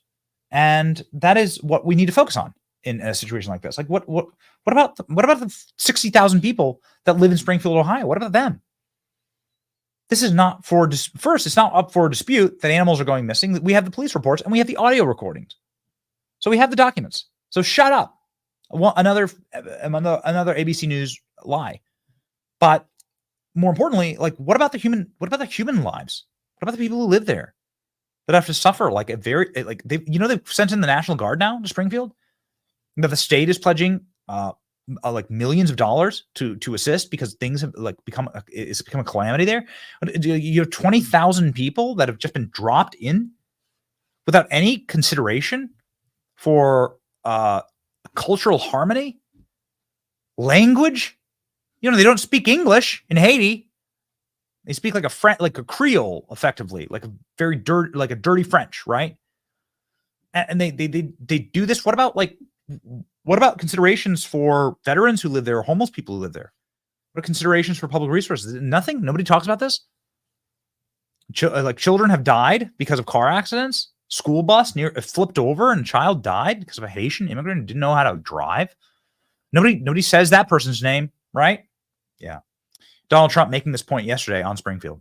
In addition to Aurora, Colorado, there's a place called Springfield, Ohio, that you've been reading about. 20,000 illegal Haitian immigrants have descended upon the town of 58,000 people, destroying their entire way of life. This was a beautiful community, and now it's horrible what's happened. Enrollment on the state's Medicaid and food assistance programs have soared. Motor vehicle accidents have skyrocketed. Recording of 911 calls even show residents are reporting that the migrants are walking off with the town's geese. They take in the geese. You know where the geese are? In the park, in the lake. And even walking off with their pets. So I want to make sure that you know, this is like the ABC News whistleblower thing. I want to make sure that you know what we know, that you can see the hard documentation. Here it is, ladies and gentlemen. And again, we are hearing that President Trump will be speaking in less than 5 minutes. We have the live shot up. All of our producers are monitoring. As soon as we get the go ahead, we'll go directly to President Trump, who'll be giving a speech and then taking questions from the press. Here is the police communications. You're feel free to retort when somebody says that this isn't real. Send them the police reports. Send them the 911 call. We'll play that for you. What else do you want from us, right? What else do you want? It's too bad that do you not like libs just don't like the reality of what's happening. That's it. There's facts that anger them. Here are the facts. Reading to you directly from a police report. Two males, 2 females, all Haitian. Each had 1 goose, each of them. 4 geese had been stolen, shoved into a Toyota, a newer model, and it drove towards downtown. Saw them on the bike path stealing geese. What? Police went through and investigated. There's actually a 911 phone call that corresponds with this police report. So ABC News, there's been no credible evidence. You asshats. You don't even try, do you? They didn't even send a reporter. If they did, they might have uncovered this. Of Haitian people, there was about 4 of them. They all had geese in their hand. They got away. I couldn't make out the first 3 of the license plate, but I got the numbers. The last numbers was 9898, and it was a gray Toyota Tacoma they took off on. There was about 4 of them. There was 2 men, 2 women. I couldn't tell the age because I'm in a hurry going to this orientation, so I don't be late. What direction did they go? They went up towards the middle of towards downtown. Okay, and what path are you on?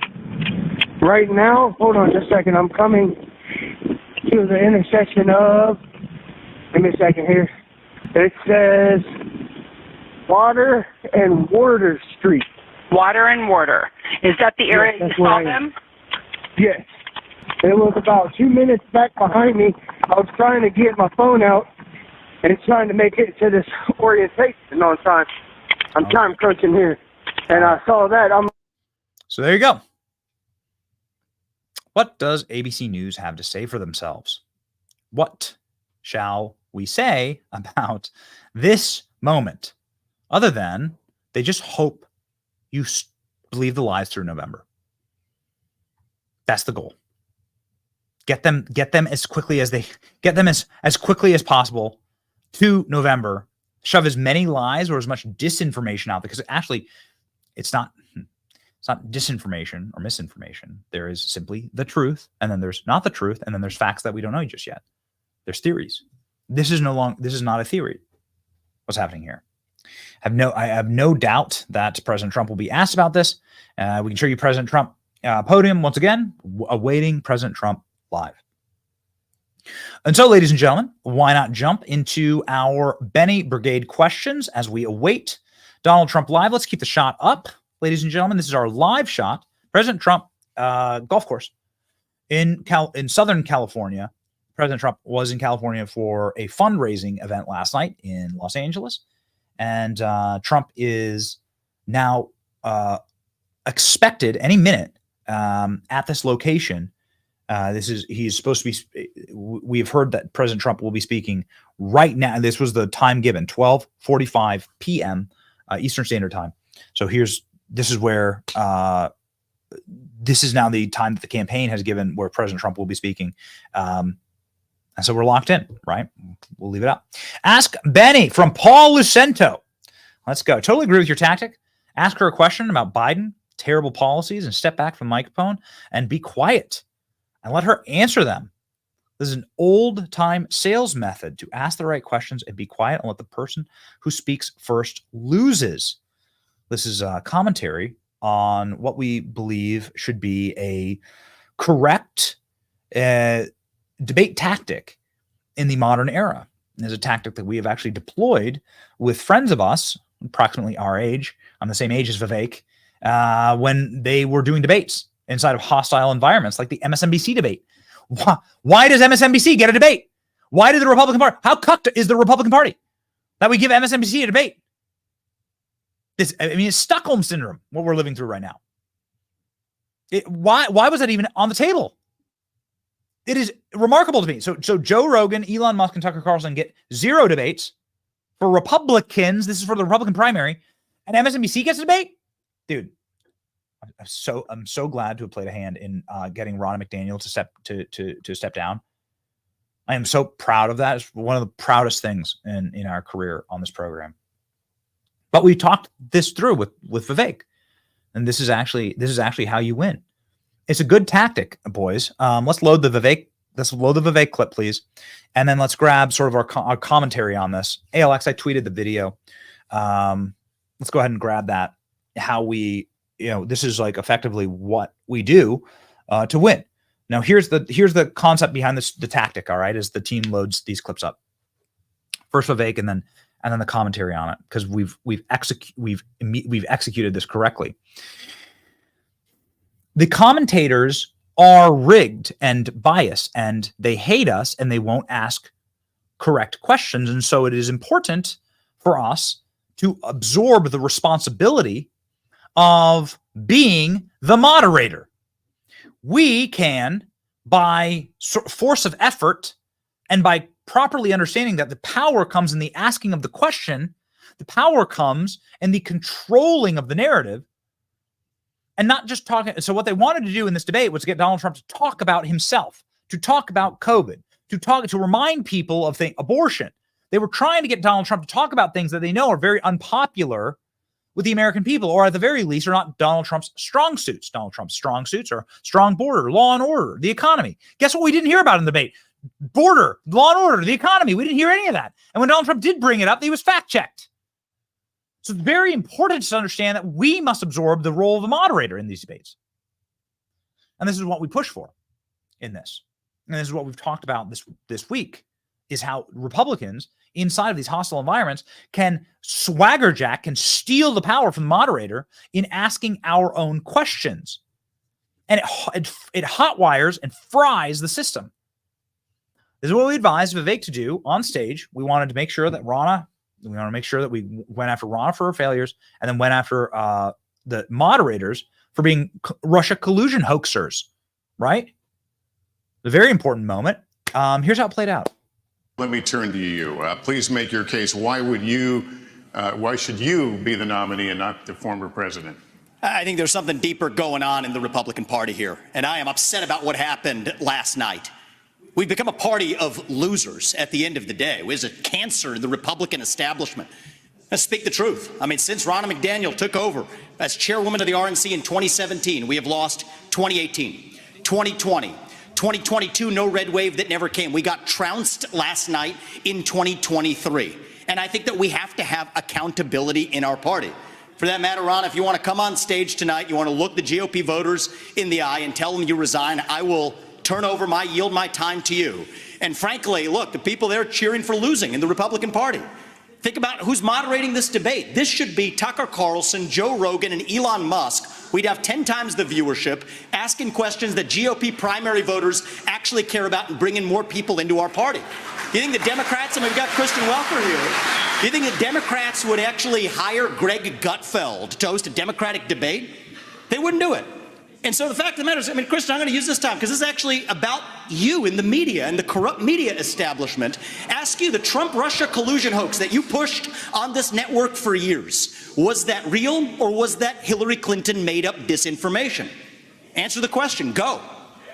Mr. Ross. Sorry. This is how we get our country back. We need accountability because this media rigged the 2016 election. They rigged the 2020 election with the Hunter Biden laptop story. Mr. Ramaswamy, and they're going to rig this election. Your time is up. Accountability. Let me turn to Governor Christie. Why you?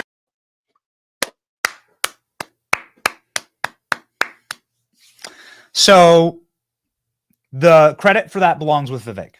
We spent all day with him. We talked through all this. It's all in we released a documentary. We did a whole documentary on it.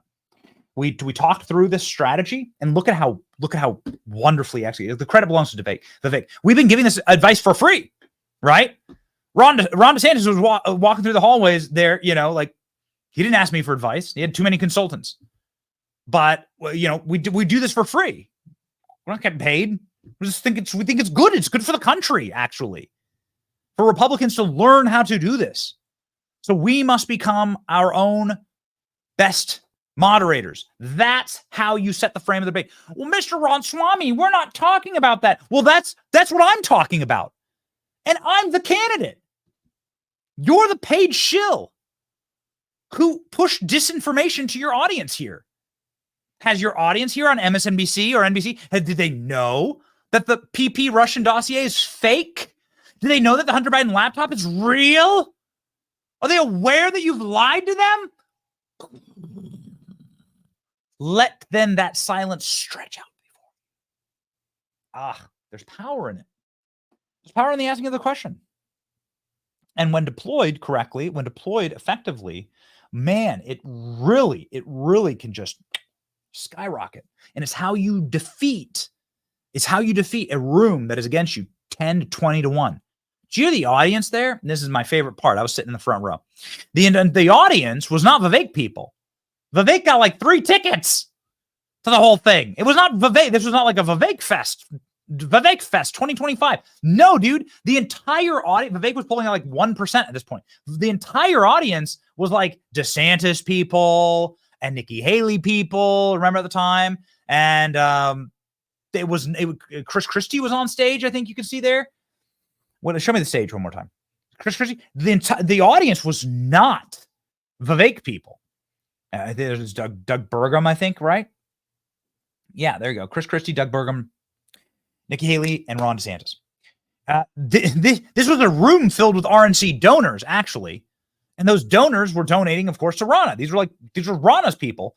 And with the right questioning and the right prosecutorial mastery of like grabbing the energy, Vivek's able to turn a room of Ronna's own donors against her. How exciting is that? And Trump could do it too. Far be it from me to ever like look at Trump and try and like give advice or any critiques. I'm just saying in this new world that we find ourselves in, until we figure out a good status quo where Tucker Carlson's the one moderating these debates, which is what should happen. This is what we have to do. This is what we have to do. It is what we said earlier in the week. This was our advice to our free advice to the Trump team. This is how a debate should go. The next debate. Here we go. Start the debate by saying, hi. I just ate a bullet and got shot. I survived. Here's the scar right here on my ear. You probably all saw it, the blood coming down my face. Kamala, I'd like to give you an opportunity to apologize to the family of Corey Compertor, who lost their firefighter husband and father because of rhetoric from your side. Go.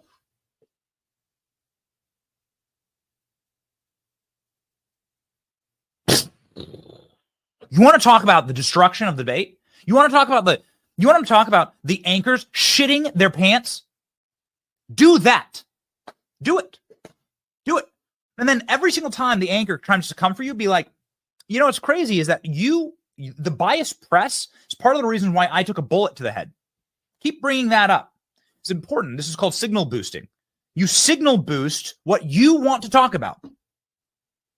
Well, that's not what the conversation's about. That's not what I'm talking about.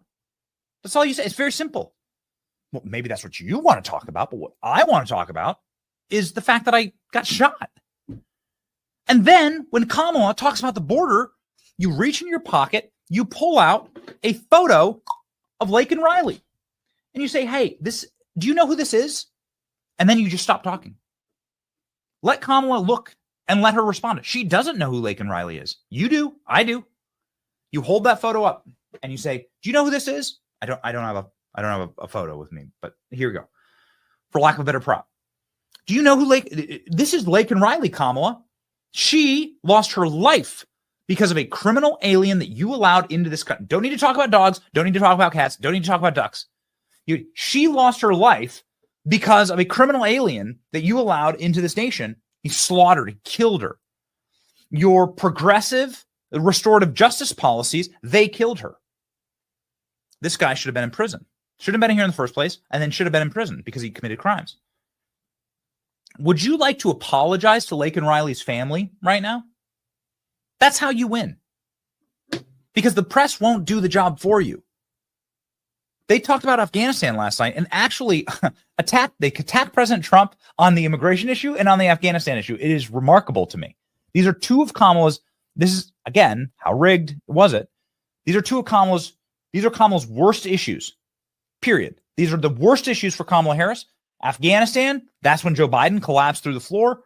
He never returned to having any positive approval rating after Afghanistan. They're the worst issues. The border for Kamala, the worst issues. All you have to do is look Kamala in the face and go, 13 service members that lost their lives in Afghanistan at your order.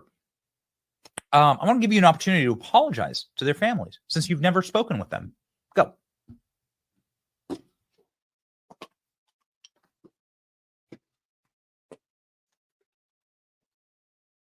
What else can I throw? That's it. I'm going to throw it all. That's all you have to do. And then you just shut up. You see this works? As long as you can game theory just a little bit ahead of time. As long as you're like vibing with the internet and you kind of understand how virality works. I'm not sitting here criticizing President Trump. I think I am low-key criticizing sort of debate tactics here because unlike Joe Biden, people don't know a lot about Kamala Harris. People have seen Joe Biden forever, right? There was really no defining Joe Biden. Everyone knew he was a scumbag, right? Everyone knows Joe Biden's a dirty scumbag. Like Kamala Harris, you need an opportunity to define her. And that's a moment. That moment goes thermo-effing nuclear. Hi, you signal boost information that you want the public to know. You've never spoken to the families of 13 who died at Abbey Gate in Kabul at your order, your suicidal order. Now I'm going to give you a chance to apologize. Here you go. Here's a photo of them. You've never spoken to the families. Now go apologize because they're dead. And we can all agree that's a horrible thing. So go. What does Kamala say to that exactly? Here's the Occam's razor. Here's the trap that you can force her into. And I do this every single day with Man on the Streets. Not every day. I wish I was doing Man on the Streets every day. But we're doing as much as we can. You literally create a win-win situation for you. You can create, with the right question, you can create win-win situations.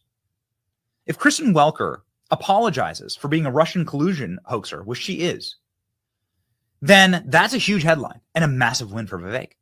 If she doesn't apologize and lies, that's a win for Vivek.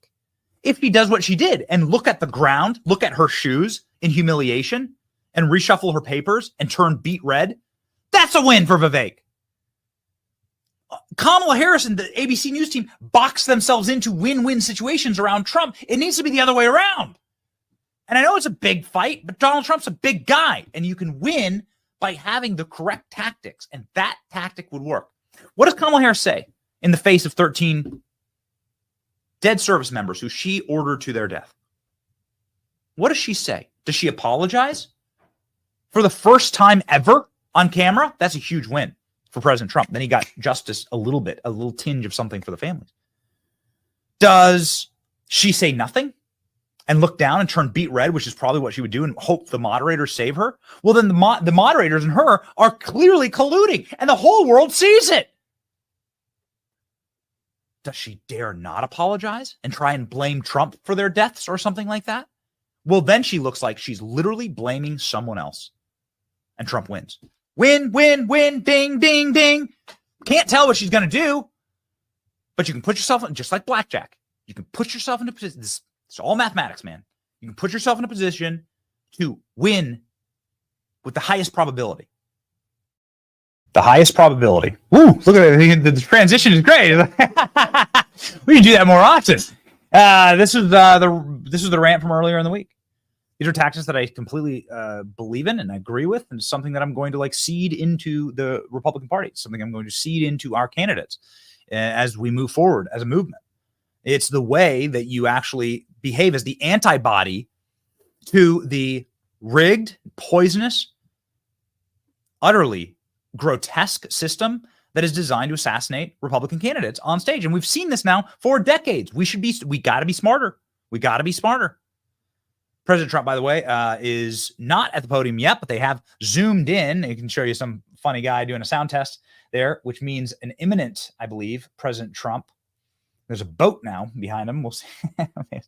There's a boat behind it. They got I don't know, Travis Kelce body double there doing a Donald Trump sound check, and is now walking away. So again, we'll see with the president. It is now 1 p.m. Eastern Standard Time, and we await President Trump.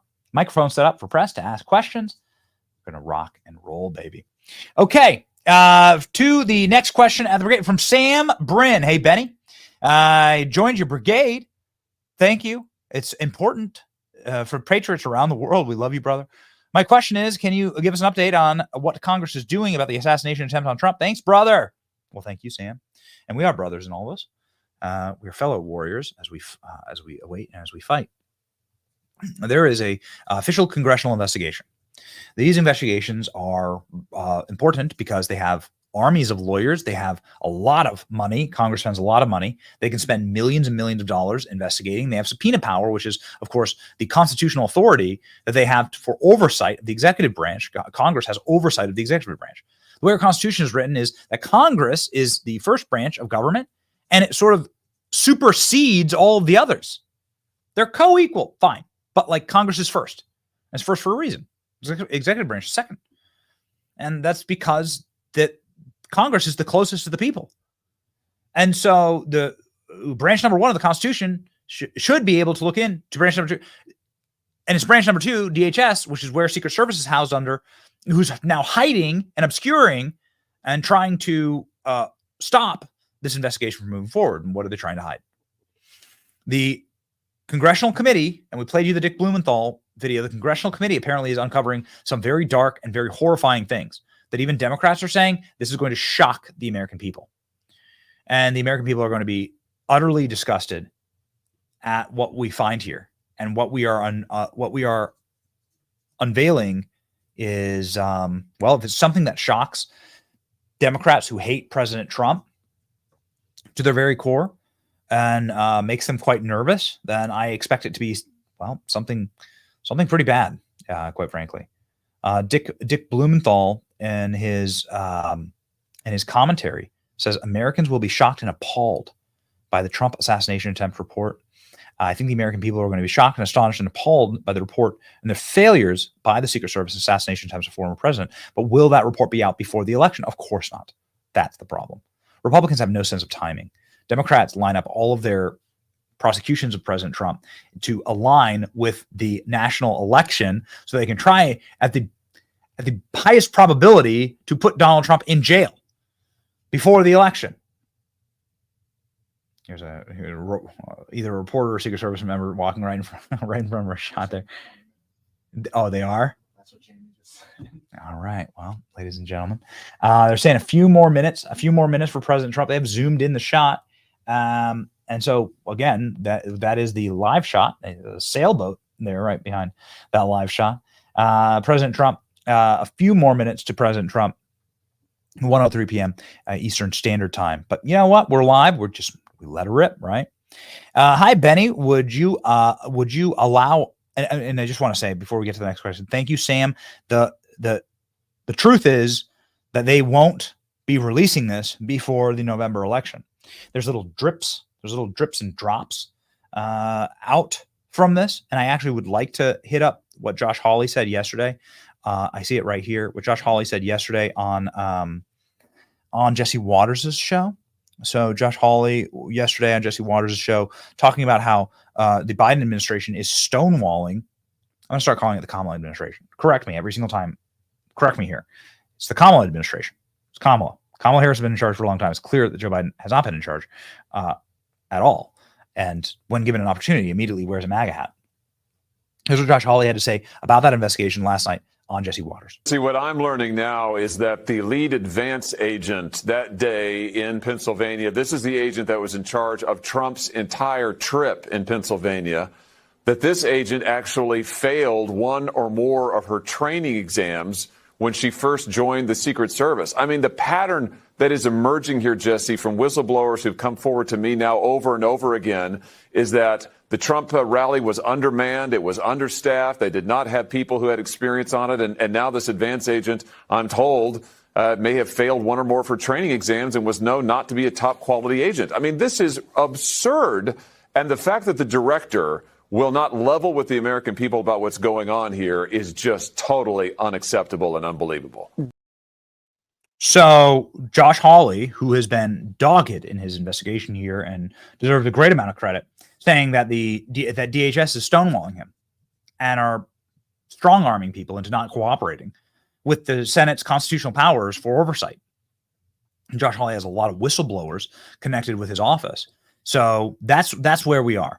Sam, this is a long, I know this is a long answer, but that's where we are right now. There is supposed to be a report, but that's going to be out after the November election. If Republicans were wise, they would have had it out today. They would have had it out now. And they'd be doing press conferences on this every single day. Why aren't we doing that? Why not have a press conference every day on the assassination of President Trump? Because Republicans are weak. But I got to tell you, man, we're getting a lot of powerful friends on this program, and we can actually direct, it's becoming fun. We can direct narratives. It's great. It's exciting. Like, we can actually use the power of the brigade. We can use the power of the little pirate ship we got here to direct power and energy and change the systems. We just talked about how we did it with Vivek. Change the systems, the broken way that Republicans do this. What should have happened is Mike Johnson should have taken the little gavel and announced that there's going to be a press conference every single day about the Trump assassination. You know what that does? That keeps it in the news every single day. It becomes very hard to bury it. And then you do the press conference like in front of the U.S. Capitol. Do the press conference in front of the DNC. Go in front of the DNC, set up a shot like this every single day. You're in Congress. You're Congress. You have the right to do that in Washington, D.C. You go and you set up a podium in front of the DNC every single day and do a press conference about the Trump assassination every single day. That's how you do it. I know it's really hard, and I know it's going to take a lot of effort, but that's the energy that is required. It's the energy that the Democrats have. Why don't we have it? Don't worry, I'll be press secretary someday. We'll fix it. I'll be press secretary one of these days, and it will be fun. I'll probably last 24 hours before they run me out of town with pitchforks and flaming torches. But it will be a blast. It will be the fun. It'll be the most fun 24 hours. I'll bring my giant salt shaker. This will be filled with giant rock salt, and I will literally salt the reporters in the front row of the press pool in the White House. I will salt them. I will say, nope, you're salted. You used to get salted today. It'll be great. I'm so excited for it. All right, here we go. From Cheryl. Cheryl says, hi, Benny. Would you be able to allowing us to donate money to provide scholarships to brigade members for those people who are struggling? Thank you, says Cheryl from Georgia. Cheryl, Georgia. Maybe perhaps that is your last name. Maybe you're also from Georgia. Yes. Yes. The answer is yes. I am, I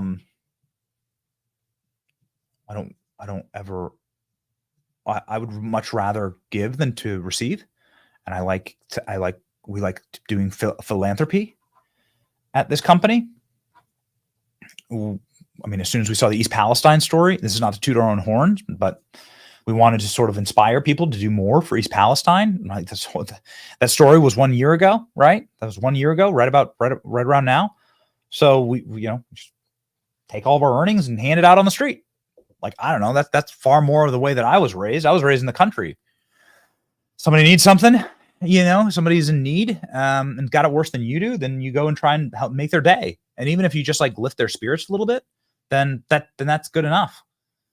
And so I guess what that makes me is clinically bad at ever asking for support. But independent journalism is under attack, is obviously under attack. Right now, they are so angry at this channel and the work that we were doing. They're so upset at the energy that we bring, quite frankly. So it's 1:10 p.m. We're just gonna let it rip, man. We're just gonna let it go. We're not gonna be like, we're tired. No, man, we can chat, we can chill. It'll be fun. And we'll just take audience questions. Well, let's just do that. We'll just take super chats. It's great. Like we got that energy. But if you wish, I think there's a way to gift memberships on YouTube. And so you can gift memberships on YouTube. And that is an awesome way to do it. And then we will set up, Cheryl, in your honor, we will set up a portal effectively on our website, bennyjohnson.com, for memberships. We have more of this planned, actually. We have more of this planned. Here are two philanthropic ideas that I have that we're going to execute on. And I hope you guys like them. Here we go. You're going to hear about them first. And let's do a couple. We'll do a couple super chats for sure. And then I want to show you guys these debate clips, the closing statements where Donald Trump is just absolutely mogging Kamala. Okay, so here are our two or three philanthropic ideas that we have. I want to go to a filling station, and I want to lower the cost of gas. Thank you, by the way, Moody Therapist, the Moody Therapist. I need a Moody Therapist, please. Actually, after this week of news, and after the debate, and after all this summer from the RNC to the DNC to the assassination attempts of Joe Biden dropping out, can I get a Moody Therapist? Thank you. War Machine 300. Thank you so very much. If you guys have if you have a question to ask, drop it in the super chat. You can sort out the super chats so it's easier as we await Donald Trump. Although my producers are telling me Trump will be there at any minute. So if you have waited along with us, then hopefully the president will appear. Here we go. So here's my thought. My thought is go to a gas station and work with the gas station where we cover the difference of lowering the gas price to prices when Donald Trump was in office. So the gas price goes from $4 a gallon to $1 a gallon, because that's what it was when Trump was in office. And see the line that forms, and put up giant signs that say like time traveling Trump gas station. Wouldn't that rip? That would be so much fun. That'd be so awesome. And we're going to do it. I got stubborn producers who are not working hard enough to make this happen. But now that I've announced on the show, this is my way of actually manipulating this into existence. That's one of our plans. Why do I say that? Like, I say this because we would rather be, God has been good to us, and we would rather be philanthropic with what we have. We want to give it back to our fellow Americans. Last year, we built a toy store in the poorest county in America to give away toys for free to poor children during Christmas time. We want to do that again. Thank you, Tommy Rad. You are rad. Tommy Rad, guitarist, became a member. Thank you, Tommy Rad. You are rad. Need to use the word rad more. We also have like some other thoughts for Christmas. Here are two of my thoughts for Christmas. Here we go. Thank you, Ruby Hove. Here are two of my thoughts for Christmas. Here we go. It's Christmas magical time. You want to like do good things like around Christmas. I want to go to East Palestine. Go back to East Palestine in Ohio. And I want to like decorate the entire town for Christmas. Like fund the decoration of that town to make that town like the most beautiful place, the most beautiful it's ever been for Christmas. Those people have had a tough time, and they've been treated like dogs and like garbage by this administration and by the corporate media. And they need help. And we went there ourselves. Maybe we'll do this in Springfield, Ohio. I don't know. Maybe go to like a tough town and like just fund the creation of like a beautiful Christmas environment in that town, like turn it into a like Whoville, right? You do that. And then nativity scenes. I'd like to like get a bunch of nativity scenes, like hundreds of them, because Christmas is about Christ. It is the Christ Mass, and to pour our resources into setting up nativity scenes. Now, you can't set them up coast to coast. Maybe someday that'd be really cool. But like maybe in the area, right? We draw like 100-mile radius and then go and set up nativity scenes for free for people in the 100-mile radius. We live in Tampa here, and there are people who are struggling, and these nativity scenes they're relatively expensive. And so we take some of the value of the company, we invest in that, and we go and we just give those away. It just becomes like charitable.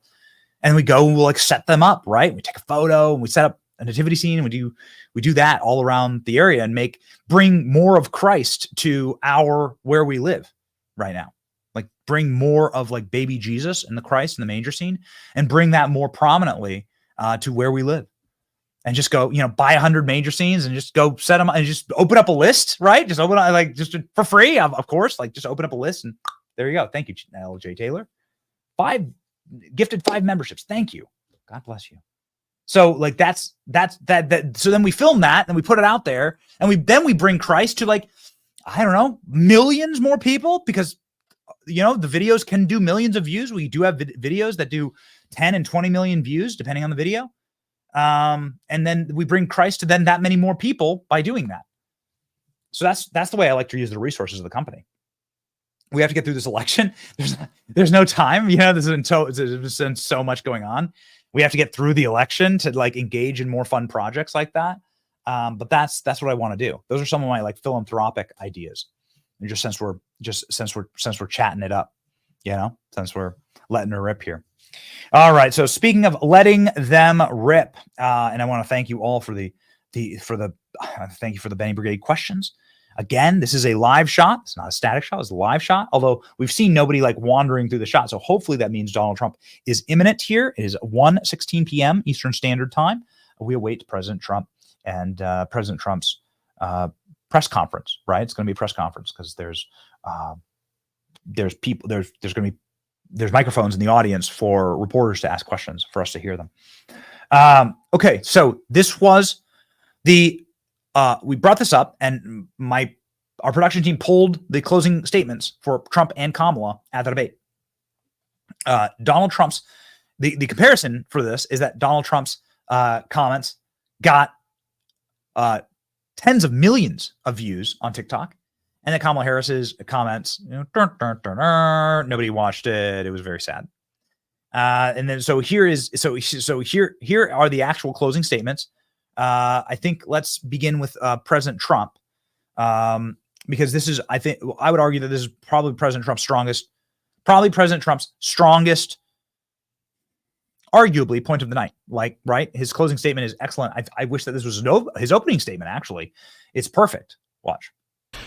So she just started by saying she's going to do this, she's going to do that, she's going to do all these wonderful things. Why hasn't she done it? She's been there for 3.5 years. They've had 3.5 years to fix the border. They've had 3.5 years to create jobs and all the things we talked about. Why hasn't she done it? She should leave right now, go down to that beautiful White House, go to the Capitol, get everyone together and do the things you want to do, but you haven't done it and you won't do it because you believe in things that the American people don't believe in. You believe in things like we're not going to frack. We're not going to take fossil fuel. We're not going to do things that are going to make this country strong, whether you like it or not. Germany tried that, and within 1 year, they were back to building normal energy plants. We're not ready for it. We can't sacrifice our country for the sake of bad vision. But I just ask one simple question.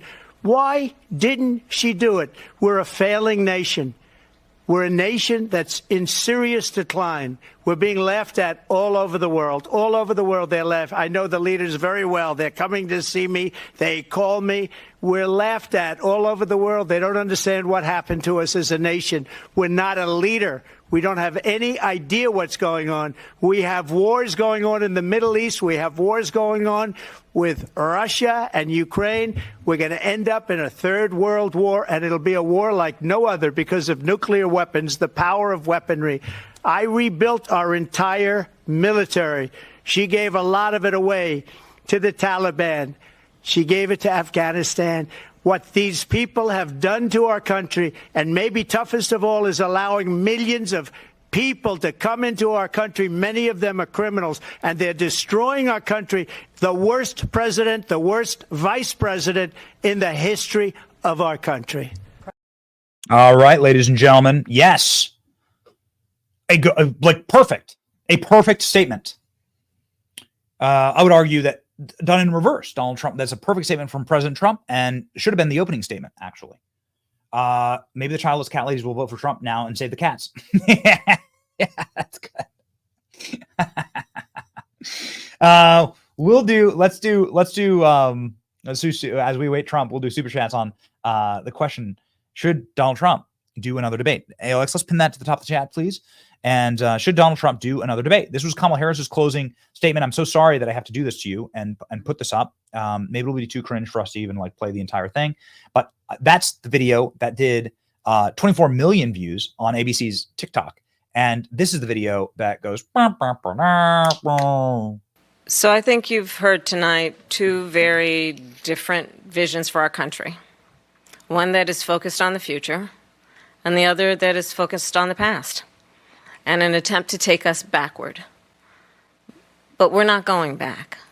And I do believe that the American people know we all have so much more in common than what separates us. And we can chart a new way forward. And a vision of that includes having a plan, understanding the aspirations, the dreams, the hopes, the ambition of the American people, which is why I intend to create an opportunity economy, investing in small businesses, in new families, in what we can do around protecting seniors, what we can do that is about giving hardworking folks a break and bringing down the cost of living. I believe in what we can do together that is about sustaining America's standing in the world and ensuring that we have the respect that we so rightly deserve, including respecting our military and ensuring we have the most lethal fighting force in the world. I will be a president that will protect our fundamental rights and freedoms, including the right of a woman to make decisions about her own body and not have her government tell her what to do. You wonder why people think that it is all scripted. You wonder why. So I called a member of my family. Maybe you did this too. I called a member of my family, not particularly political, but watched this out of just the sheer sport of it. And they said this sounded everything that Kamala Harris sounded like. They were actually on the fence, and they told me everything that Kamala Harris. I'm not allowed to use this person's name, but everything that Kamala Harris sounded like an actress reciting a line. Like she had done a lot. Like she had done a rehearsal, and she was an actress reciting a line. What's particularly interesting about that is that ABC News, who was brought in, the ABC News executive who killed all of the Epstein stories, this is a matter of fact, okay? The ABC News executives who killed the Epstein stories and protected the Clintons was brought in order to script out and to produce the January 6th hearings. It's all a production. It's actors and actresses reciting lines as part of a production. It's not real. It's Fugazi. It's Plato's Cave. It's kabuki theater.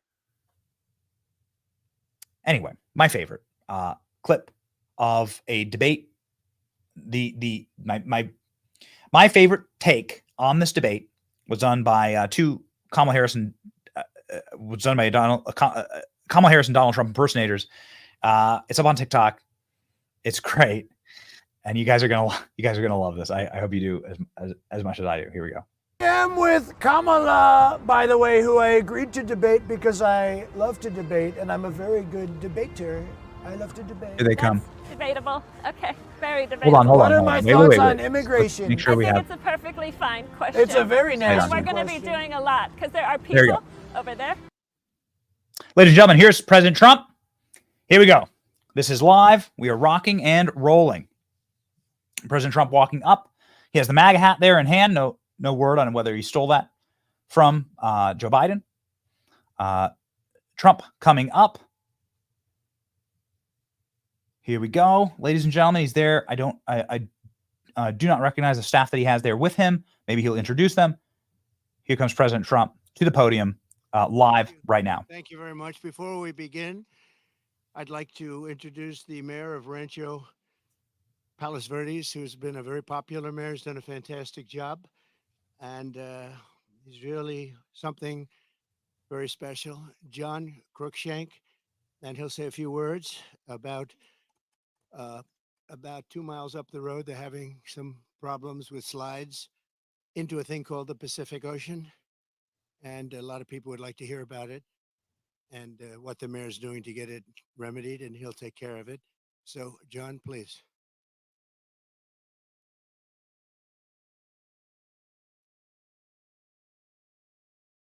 Well, I was only expecting to come speak with the president today, and he's gracious enough to invite me to speak to you all, which is an important moment for the city of Rancho Palos Verdes. In 2002, the Trump golf course opened up here, and they've been a great business here in our community. As the president mentioned, our city has been having a lot of issues with a landslide that's less than a mile from here. We have about 600 homes, several thousand residents that have been affected. They've lost power, gas, and it's been moving at an unprecedented rate for the last couple of years because of the rain. We believe we can solve the problem, but we really need the assistance of the state of California and the federal government. We have solutions out there for that, but the problem is bigger than the city of Rancho Palos Verdes, and so it's important that we get the attention and the help of the people of California and of the federal government. So I'm here to thank the president of having me here today. Obviously, I'm a tiny bit nervous. This is a very big deal. Oh, thank you. So anyhow, we very much appreciate you all being here. And of course, I know you're here for the president, but covering what's going on in our city is really important. And it's meant a lot to our community of 42,000 people. So thank you so much.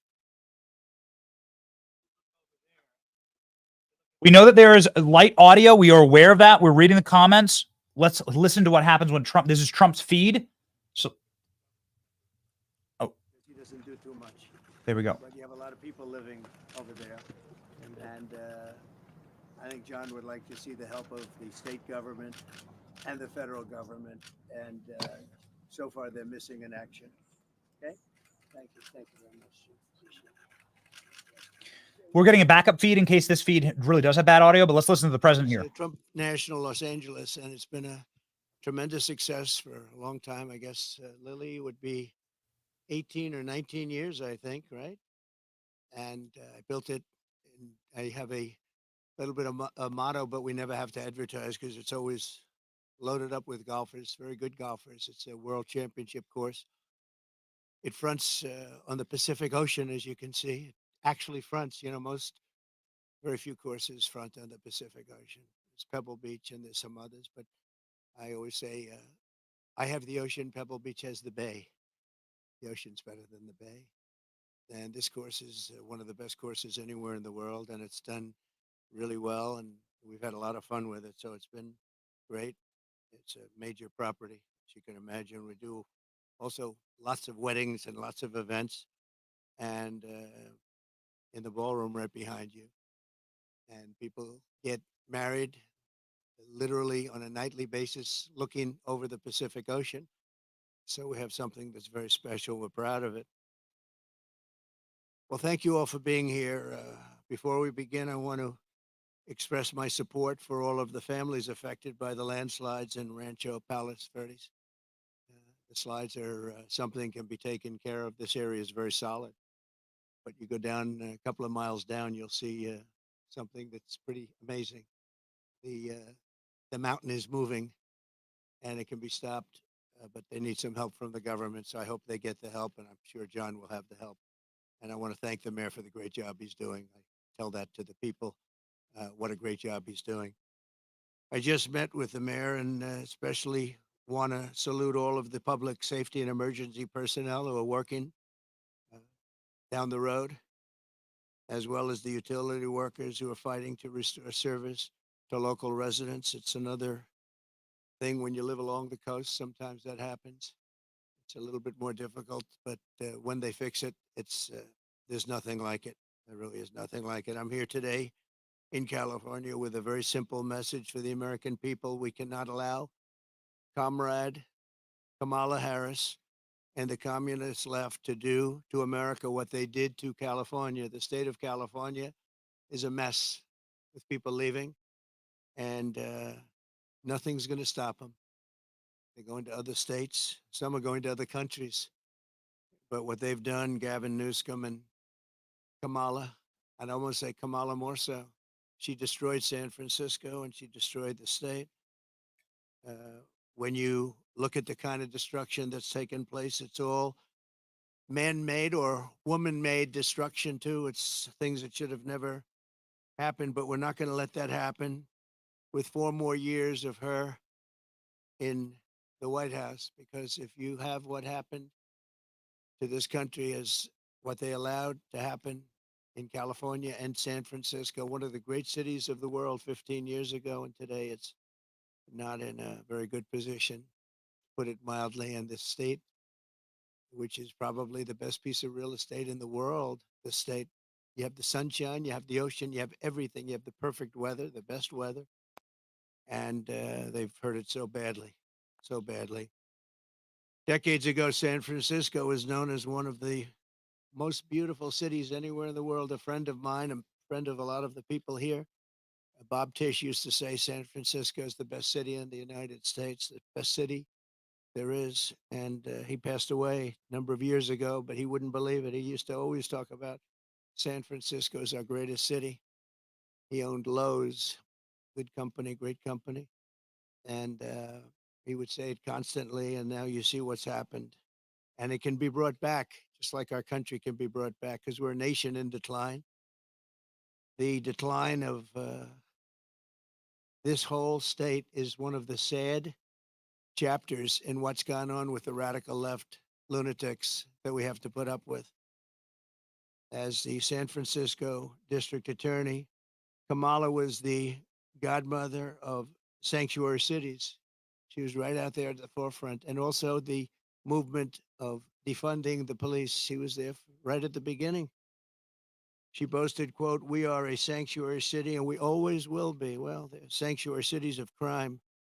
One of the people that Kamala gave sanctuary city to and put in as DA was Edwin, an illegal alien MS-13 gang member who savagely murdered a father and his 2 sons after mistaking them for members of a rival gang. She knew this, and she came to his defense. He had previously been arrested for robbing a pregnant woman and killing many, they say. Kamala refused to get him out of our country, and he went on to do very significant damage. She also gave sanctuary to illegal alien Ronnie Aguilera, who murdered a 14-year-old boy, nearly decapitating him with a sword. He enjoyed watching this take place with a sword by his hand. Kamala launched her 10 years DA with the deals. The only one they don't make a plea deal with is Trump. They go after their political opponent, especially when they haven't done anything wrong.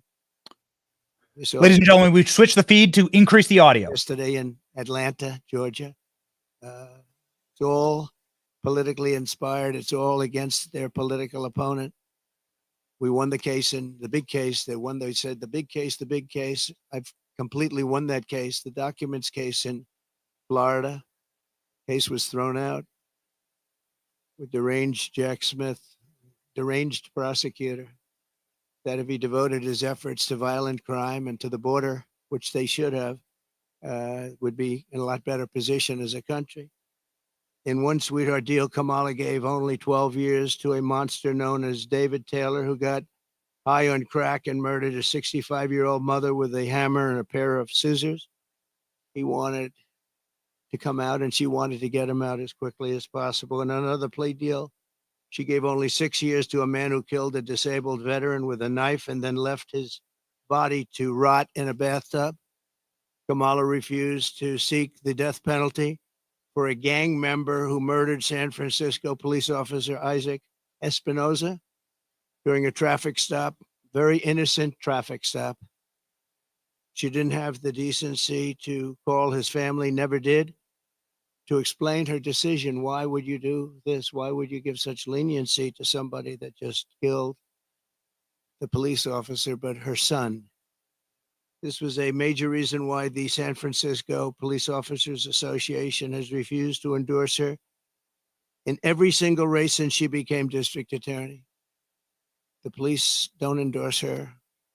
She's got virtually no endorsements now, but I have almost every police group in the United States. We just got the endorsement of almost 400,000 police. You saw that the other day. Fraternal order. And it's the largest police group in the country. But we have the endorsement of every sheriff, just about every single police group in the United States. And unadulterated, they are so happy to endorse. After Kamala Harris and Gavin Newsom took charge of San Francisco, homelessness increased by over 200%. While Comrade Kamala Harris was Attorney General of this state, murders rose significantly.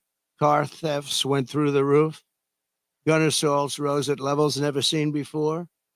And forcible rape went up by much more than the 73% that they reported. As Attorney General, she defined child sex trafficking, assault with a deadly weapon, and rape of an unconscious person as nonviolent crimes. She put them in a new category as nonviolent.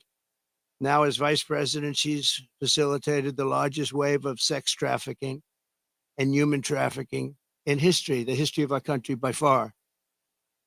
And in case you don't want to write about it, but you should, because there can be no bigger scandal than this, we have, under this administration, 325,000 migrant children are missing.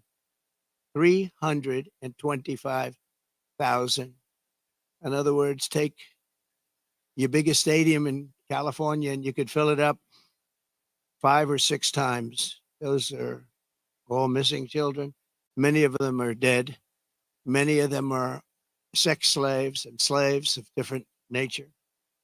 But her destruction of the law and order in California did not end there. In 2020, Kamala Harris proudly endorsed defund the police. We're going to defund the police. Anybody that was even in favor of defunding the police for 1 month, let alone her entire career, should never be president of the United States. She supported a plan to cut the LA Police Department by at least $150 million and ideally more. This is when your crime in LA was reaching very significant heights. Today, it's at the highest level it's ever been. Harris also endorsed the Marxist, Soros-backed prosecutor, George Gascon, to be district attorney of Los Angeles. And with Kamala's support, Gascon has unleashed hell upon the residents of Los Angeles, absolute hell. Kamala supported Gascon's decision to stop prosecuting criminals for trespassing, disturbing the peace, making criminal threats, loitering to commit prostitution, and resisting arrest. And these are some of the best areas in your state. They were left alone. They were protected by him, actually protected by him. They've been trying to get him out for a long time, but she helped. And this is where she's coming from as president. This is where she's coming from. This is why all of her policies changed. She was anti-fracking. She was anti-everything. And all of a sudden, she changed.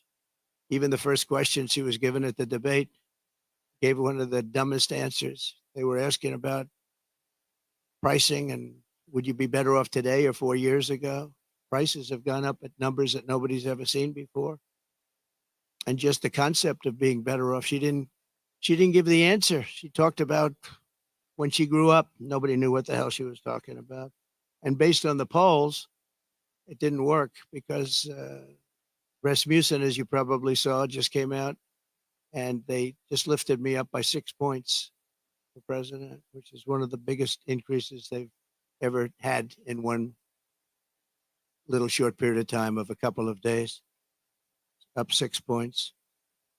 And I thought the debate was great. I thought I did very well, but I was fighting three people. I was fighting the crazy left radical lunatics at ABC, I think considered the worst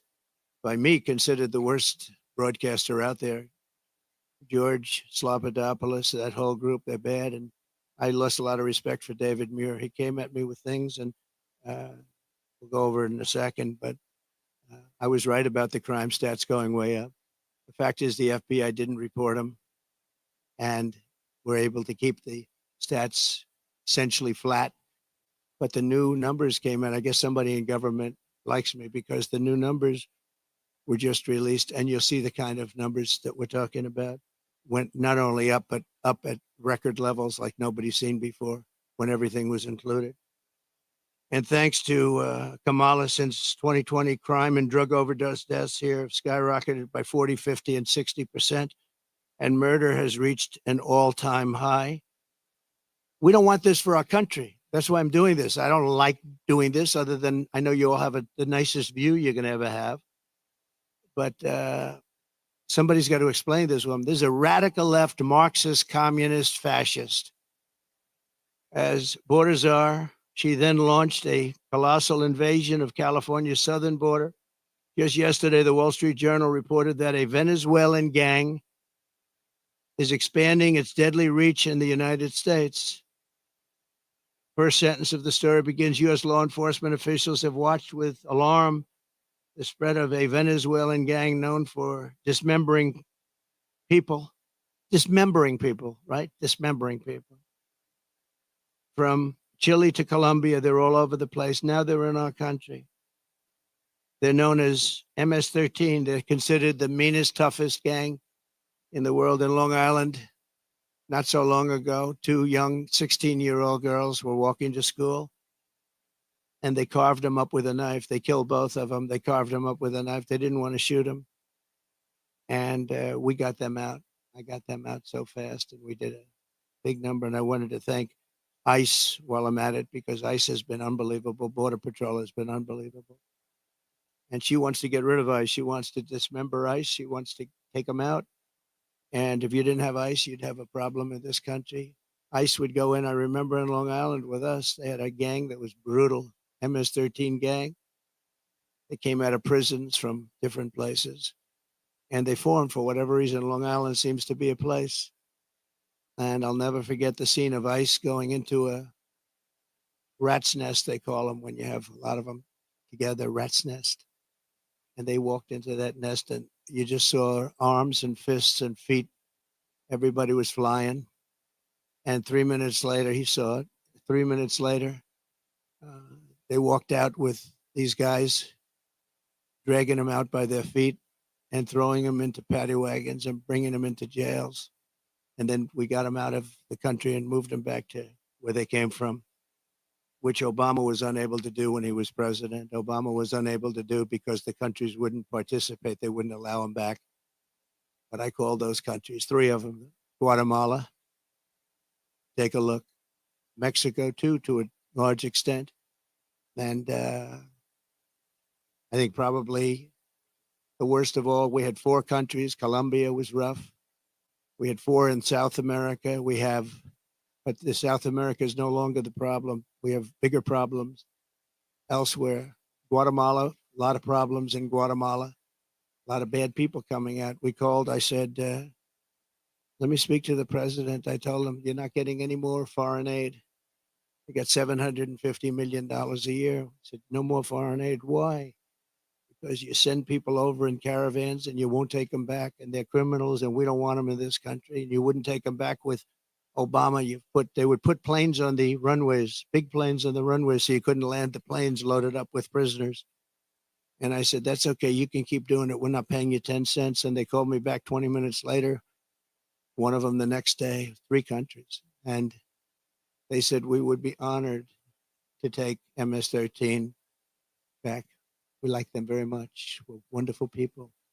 And we got them out by the thousands and thousands. We got them out. And that I attribute to ICE and Border Patrol. They're incredible people.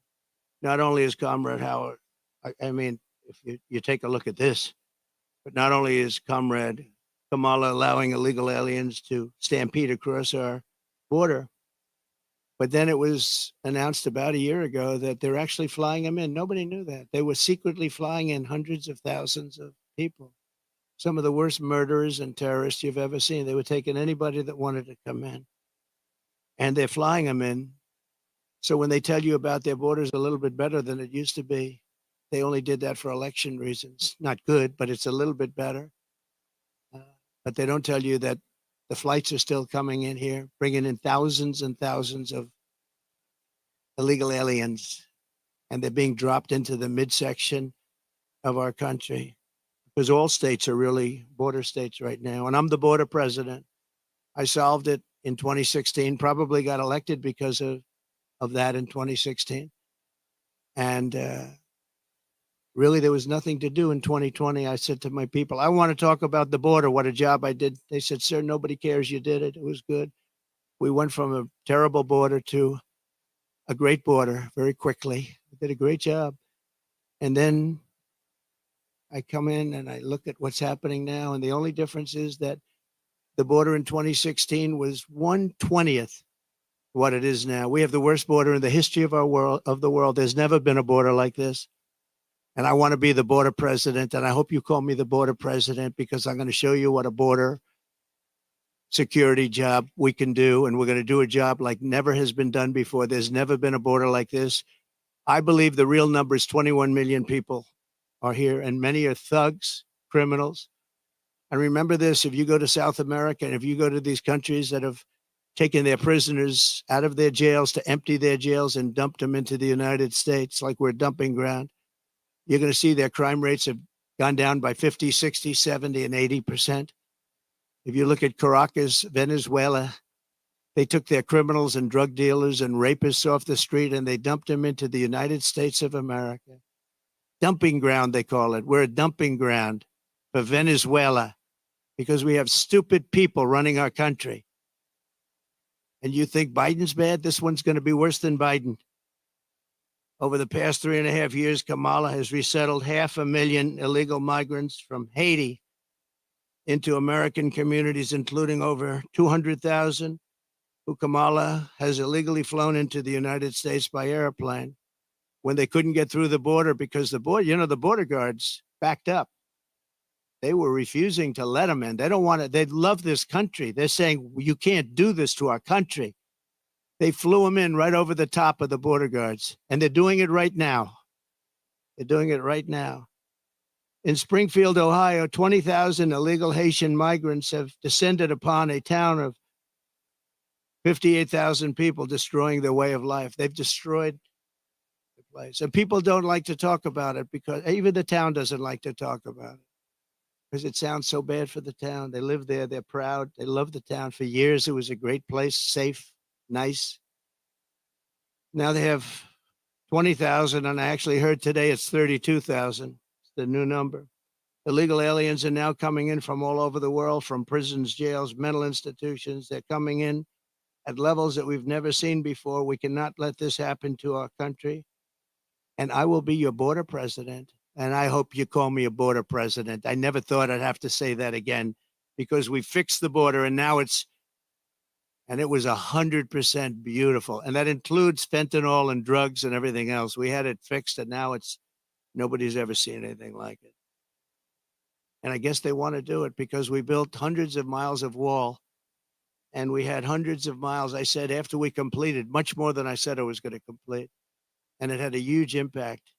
But after I completed it, we had all of this wall to be put up. It could have been put up in 200 miles, could have been put up in 3 weeks, would have been totally sealed and much larger than I originally said, but it worked so well. We were doing so well. And not only didn't they put it up, they sold much of it for 5 cents on the dollar. Very expensive wall, has wires inside of it for technology. Hardened steel, hardened concrete, and rebar.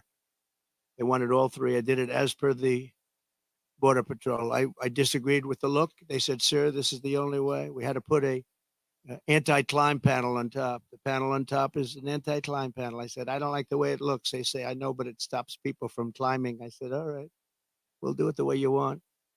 A president has a duty to keep you safe. Kamala will turn America into a poor, violent, third world refugee camp. It already sort of is. We have elections that are a mess, and we have a border that's the worst of any border ever in the world. There's never been a country ever in the world that's allowed 21 million people to come across in a short period of time. And children and the children of American citizens are at the mercy of barbaric criminals. You take a look at what's happening in Colorado. The governor's afraid to even talk about it. The governor is a Democrat. Colorado, I hope you're going to vote for Trump because you're being stampeded by your own politicians. The governor can't talk about it because he can't go against the policies of these lunatics that want all these people to come into our country without knowing who they are. We don't even know where they come from. As of last week, I was told by Tom Homan, we had 168 countries represented over the last 12 months. In other words, people came in illegally from 168 different countries. Most people don't know there's that many countries. There's more than that in the world. We'll know them all pretty soon, I'm sure. In breaking news yesterday, the premier statistical agency at the Justice Department, you remember where David Muir tried to correct me when I said that crime is rampant like never before. He said, oh, no. He said, crime is going down. I said, where are you coming from? And, you know, you wouldn't have to need a Bureau of Justice statistics to know that crime is worse than it's ever been. And I guess they probably watched the debate and they heard this foolish man, this foolish fool make that statement to me that, no, crime is coming down. The FBI said it was coming down. The FBI defrauded everybody because what they did is they used statistics, not including some of the worst areas and some of the worst cities. So the real numbers are from the Bureau of Justice Statistics, and they just released it. So I think they probably like me because they wanted to defend me from people that are not smart, from a guy who has good hair, but not as good as it was 5 years ago, to be honest. And they just released brand new numbers just out last night, late, showing that since 2020, so this guy, David Muir, was correcting me, the FBI. Now the FBI defrauded, just like they defrauded on the jobs, 118,000 jobs that didn't exist.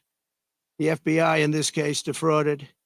So violent crime, just out, nationwide is up 40%. Rape is up 42%. Car theft is up 42%. Aggravated assaults are up 55%. And violent attacks on strangers are up much more than 61%. So those are your numbers. See, those are the numbers. Now, I think he corrected me 11 times. Of the 11 times, I don't think he had the right to correct me at all. Didn't correct her once. Like on Project 2025, I have no idea about, it had nothing to do with me. He didn't correct her. He knew that. Charlottesville, nothing was done wrong. All you had to do is read my statement, one more sentence, and you would have seen that. Sean Hannity, Laura Ingraham, Jesse, all of them. Greg Gutfeld, they all took that and they corrected it many times, but they keep coming with the same lies. I'm going to save Social Security and I'm going to make it good. And we're not going to raise the age, just as I did for 4 years when many Democrats wanted me to do something about it. And she'll go around saying, oh, Trump is going to do bad things to Social Security. No, she's going to do, because she's putting these illegal immigrants onto Social Security, onto Medicare, and she's going to destroy those programs, and the people are going to have to pay. But I'm going to save them. But David Muir said exactly, I quote, President Trump, as you know, this is after I made the statement that crime is at record numbers. President Trump, as you know, the FBI says overall violent crime is coming down in this country. Now, anybody that says it's coming down, when you look at all of the migrant crime and all of the other crime, and this doesn't even include most of the migrant crime. So it's up 55, 65, 75, and 85. One category is up 89%. And these numbers have just been released by the government. I appreciate the person that released them. I think he came to my defense, actually. But the people understand it. In fact, he was wrong. The FBI totally fudged the numbers. And I really believe it's actually a fraud what the FBI did. It's a fraud. And it was a fraud when the administration, I call it the Kamala, because I don't even know who our president is anymore. Where is this guy? They took it away. This was an overthrow of the president of the United States. This was a coup. You got 14, think of it. You got 14 million votes. You got no votes. She was the first one that lost, and now I'm running against her. They went in. I was 19 points up in the poll. I saw their poll. They went up after the debate with Biden. I have debates with everybody. But the first debate, we had 2 debates. We didn't have one. First, I had Biden, and he was 19 to 21 down. And that's when they went, and they said, you can't win. You're going to get out. And he said, no, I'm not. I'm not going to get out, which was his right to say. They said, well, if you don't get out, we're going to execute the 25th Amendment. And he said, like I said, I'm going to get out.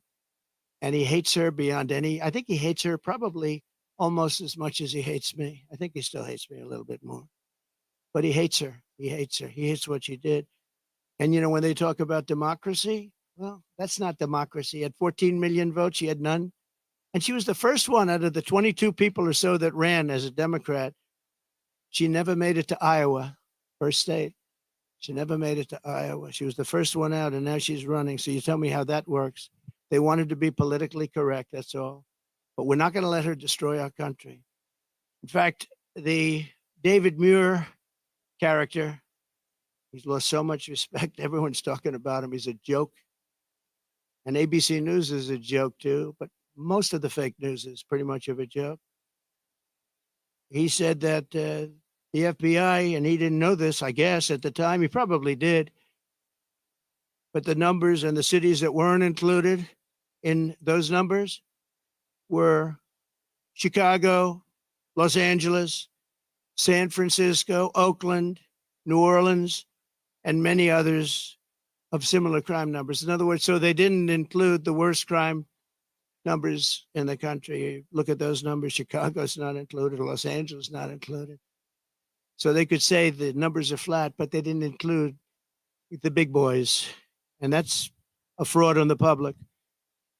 And as I said, it was a fraud also, just like with so it's 818,000 jobs that they said existed that didn't exist. And they thought they could hold the number off until after the election, anytime after November 5th, but that didn't work out because they had a whistleblower that released the numbers.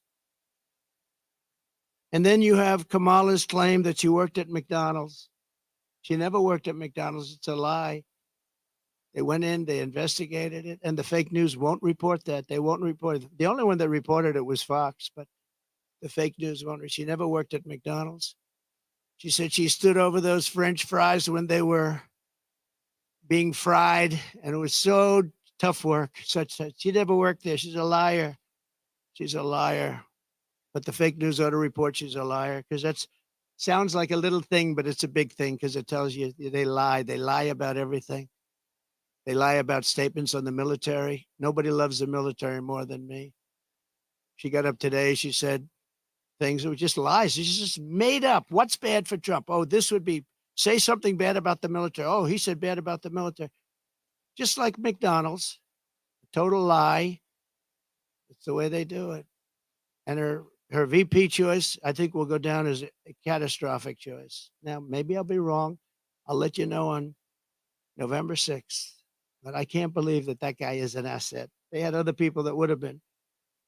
Comrade Kamala Harris and the communist left have also destroyed the economy and the quality of life all across this state and all across our country.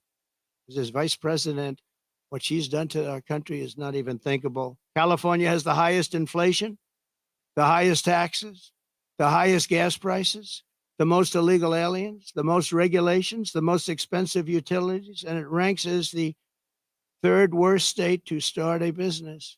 It also has the most people leaving it. I love this place. Look at this. I own this. No partners, no mortgage, no nothing. I own it. And I'm talking so badly about the state. It hurts me to do it. I would never do this except for the fact that I'm running for president and I want to save the country. So I'd rather sacrifice this than lie or not speak. But think of it. I'm knocking the hell out of the state of California. I'm saying how bad she was and what a bad job she's done. What a horrible Governor Newsom has been. He's been horrible. So many people leaving. And I'm hurting my own property. And that cost me lots of money. But it's okay because this is unimportant compared to saving the United States of America. So I do it for that reason. But those are the numbers, what Kamala Harris's policies will do to America. The cost of living here is nearly 40% higher than the national average. And the cost of housing is 97% higher. And the national average is through the roof. And it all took place in the last 3.5 years because I had no inflation, essentially no inflation. And it stayed that way for 2 years. So it wasn't like, oh, gee, it was ready to pop. No, we had it done. We had it down to a science. We had no inflation, 1.4%, which is perfect. That's better than no. That's a perfect number. If you go to the economist, they said, because you want a little bit, but you don't want much. It's a perfect number. It was perfect. The country was perfect. We were drilling, we were taking it out. Now we're buying our oil from Venezuela. It's not even believed. It's interesting. They give him billions of dollars now, Maduro, the dictator. I call him the owner of Venezuela. They give him billions and billions of dollars, but then they foreclose on his plane. They take away an old junky plane. It's not a good plane. They take away an old junky plane. And I said, well, it's okay. He'll buy a much better one. We give him, think of it, a country takes away his airplane, but pays him billions of dollars for their oil, which is the worst oil on the planet. It's tar. And it has to be refined. There's only one plant in the entire world that can refine that junk. And you know where it's located? In Houston, Texas, for the environmentalists. So Houston, Texas is refining tar. And that stuff is going up into the air. It's the only place in the whole world that can refine that very bad stuff. The state is rapidly going busted with a record $68 billion budget deficit last year, $68 billion deficit for a state. And the government is so incompetent that it costs $1.7 million to install a single public toilet in San Francisco. They built a toilet for $1.7 million. And it's not even nice. I saw pictures of it. I built this whole thing for less than that. Unsurprisingly, more Americans are now leaving California than any other state in the union, and over 500 companies have left since 2020. It hurts me to say it. Look, I have this unbelievably valuable asset, and here I am knocking the hell. I'm sitting here thinking, and I know this, I've known it for every time I speak badly of New York. We have a very bad attorney general there. She's a political hack who got elected saying, I will get Trump, I will get Trump, I will get him, Letitia James. And they had a phony case where they value a house that's worth $1 billion to $1.5 billion at $18 million. The judge was corrupt. And she's corrupt, very corrupt person. It's a political hack. And then we have the other cases that they're all headed up by the White House. They sent their people in, one person in particular, but they sent their people in to head up the cases in the state. They sent their people in from the DOJ in Washington, highest officials, to go to Letitia James, work there, get that started, and then go to the DA in Manhattan. But I think the appellate courts are going to see what's happening. I really do. I believe in that. But it's hurting New York because businesses are moving out of New York because of it. They used a consumer fraud statute, which has never been used before for this, to get me in New York. And I had no jury. You can't have a jury. You're not entitled to a jury. Nobody's ever seen anything like it. But I'm sure, I feel sure that the appellate courts will come in and defend, because otherwise our country is finished. Thing like that can happen. And no company wants to move into New York because of it. Very, very bad for New York. In the face of this crisis, the Kamala Harris Democrats in Sacramento, they're in Sacramento and all over the place, just passed a bill that I think the governor's rejecting. I hope he rejects, but I think he was given a lot of pressure. $150,000 home loans for only illegal aliens. But the fact that it even passed, I would imagine he'd reject it if he hasn't already done so. They also passed a law that allows state authorities to take children from their parents if they don't, quote, affirm their child's gender identity. When Kamala Harris said the values that she has have never changed, I really think that was probably the only true statement that she made. They've stayed true, and you look at what they are. They're the same as what they were 5 years ago, 10 years ago. They want to confiscate your guns. They want to take your guns away. They're going to take your guns away if I'm not elected. Anybody that owns a gun, if you vote for them, you're crazy. Any Jewish person that votes for Kamala is crazy. She wouldn't go to see the Prime Minister of Israel in Congress. Think of that, because she had a sorority party, which she considered to be more important. It's a big deal when a Prime Minister comes to Congress and speaks, and she doesn't want to go because she's at a sorority party. But that wasn't really the reason. The really reason is that she hates Israel. And I say that Israel will not exist in 2 years from now if she's elected president. And she'll be very happy if that happened. Israel will not mark me down. You know, they have a hat, and I didn't put it. They say, you know, Trump was right about everything. I've been right about everything. So I end on that, and I just want to say that I'm going to hopefully be elected. Polls have gone way up since the debate. I'm going to be reelected and come in for a second time. We did, as I said, much better the second time than we did the first, but some bad things happened. But we're doing it now, and more importantly, I'm looking to the future. We're going to make our country bigger, better, greater than ever before. We're going to turn it around. We're going to get rid of the criminals that have been allowed to come into our country and prey upon our citizens, their children. We're going to get them out. And it's an honor that you're here. If you'd like to take some questions. Ladies and gentlemen, this feed is the president's feed on Rumble. It's freezing right now, so we are going to migrate over to a feed that is not freezing. Okay? It is freezing. It is not our broadcast. Excuse me. On the debate first. Here we go. First of all, I know you've said that you will not do another debate. Some of your own Republican allies have come out and said that you missed the mark.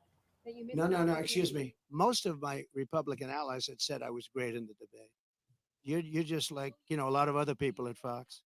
Well, why don't you say most 94% of the Republicans said I did phenomenally in the debate. Some said that I could have been tougher. I don't know how I could have been tougher when I said he's the worst president and she is the worst vice president in the history of our country. 94% of the Republicans, and the only one that wouldn't would maybe a Mitt Romney or somebody like that.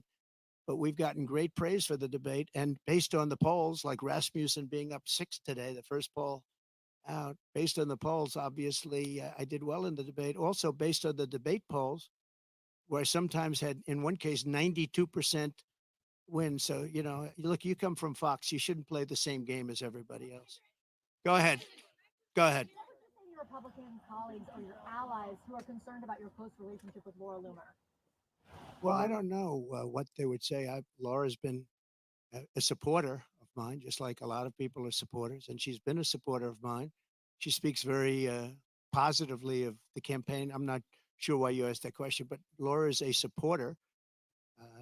I don't control Laura. Laura has to say what she wants. She's a free spirit. Well, I don't know. I mean, look, I can't tell Laura what to do. Laura's a supporter. I have a lot of supporters, but I don't know what exactly you're referring to. That's okay. Yeah, please. I just don't know. Laura's a supporter. I don't know. She is a strong person. She's got strong opinions, and I don't know what she said, but that's not up to me. She's a supporter. Please. Traveling with you on your plane. Okay, a lot of people do. It's a very big plane. With you. She made racist remarks about your opponent. She also espoused conspiracy theories about 9/11. Do you disavow those remarks? Well, I have to see what the remarks are. You're telling me for the first time we're here discussing the destruction of San Francisco and California by a person that's running for president. So I don't even know what you're talking about. I do know that she may have said something based on what you're telling me, but I don't know what she said. But I'll go take a look and I'll put out a statement later on. But I really don't know. Please. President, Springfield, Ohio is experiencing a migrant crisis. Will you Yes. use an event there to show the media what's actually happening, maybe a town hall? Well, we could, and maybe we'll do that. Where are you from? That's good. Very good. They're doing a very good job. Yeah, that's very good. No, I will, maybe Springfield, maybe Aurora, maybe both. We'll go there. I can say this, we will do large deportations from Springfield, Ohio.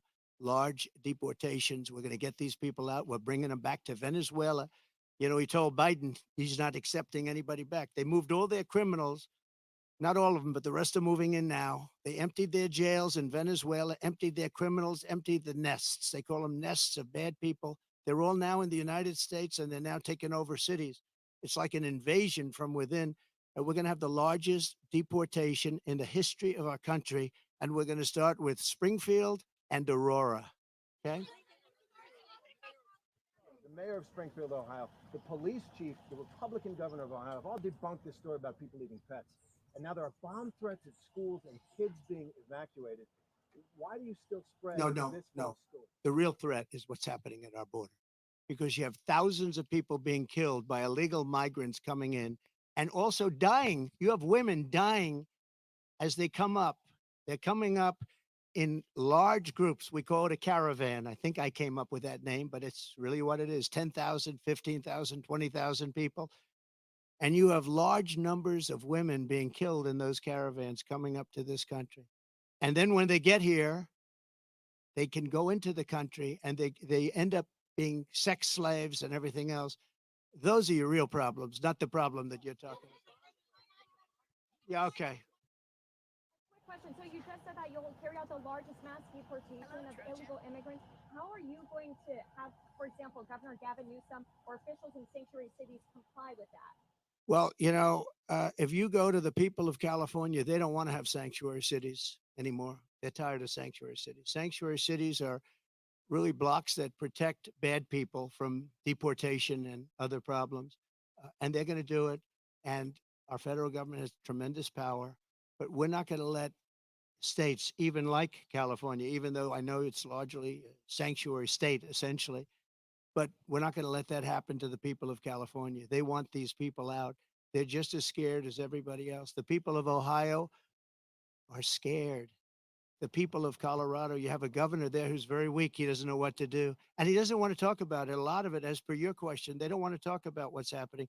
They say it's so bad for the city. Let's not go public. Let's live with it for a little while. Maybe it'll go away. It's not going to go away. It's going to get worse. It's going to get so bad. You know what we're experiencing now is they're just getting settled in. There's 21 million people that have come in. They're just getting settled in. It's going to get much worse. It's going to get worse at a level like nobody's ever seen before. Go ahead.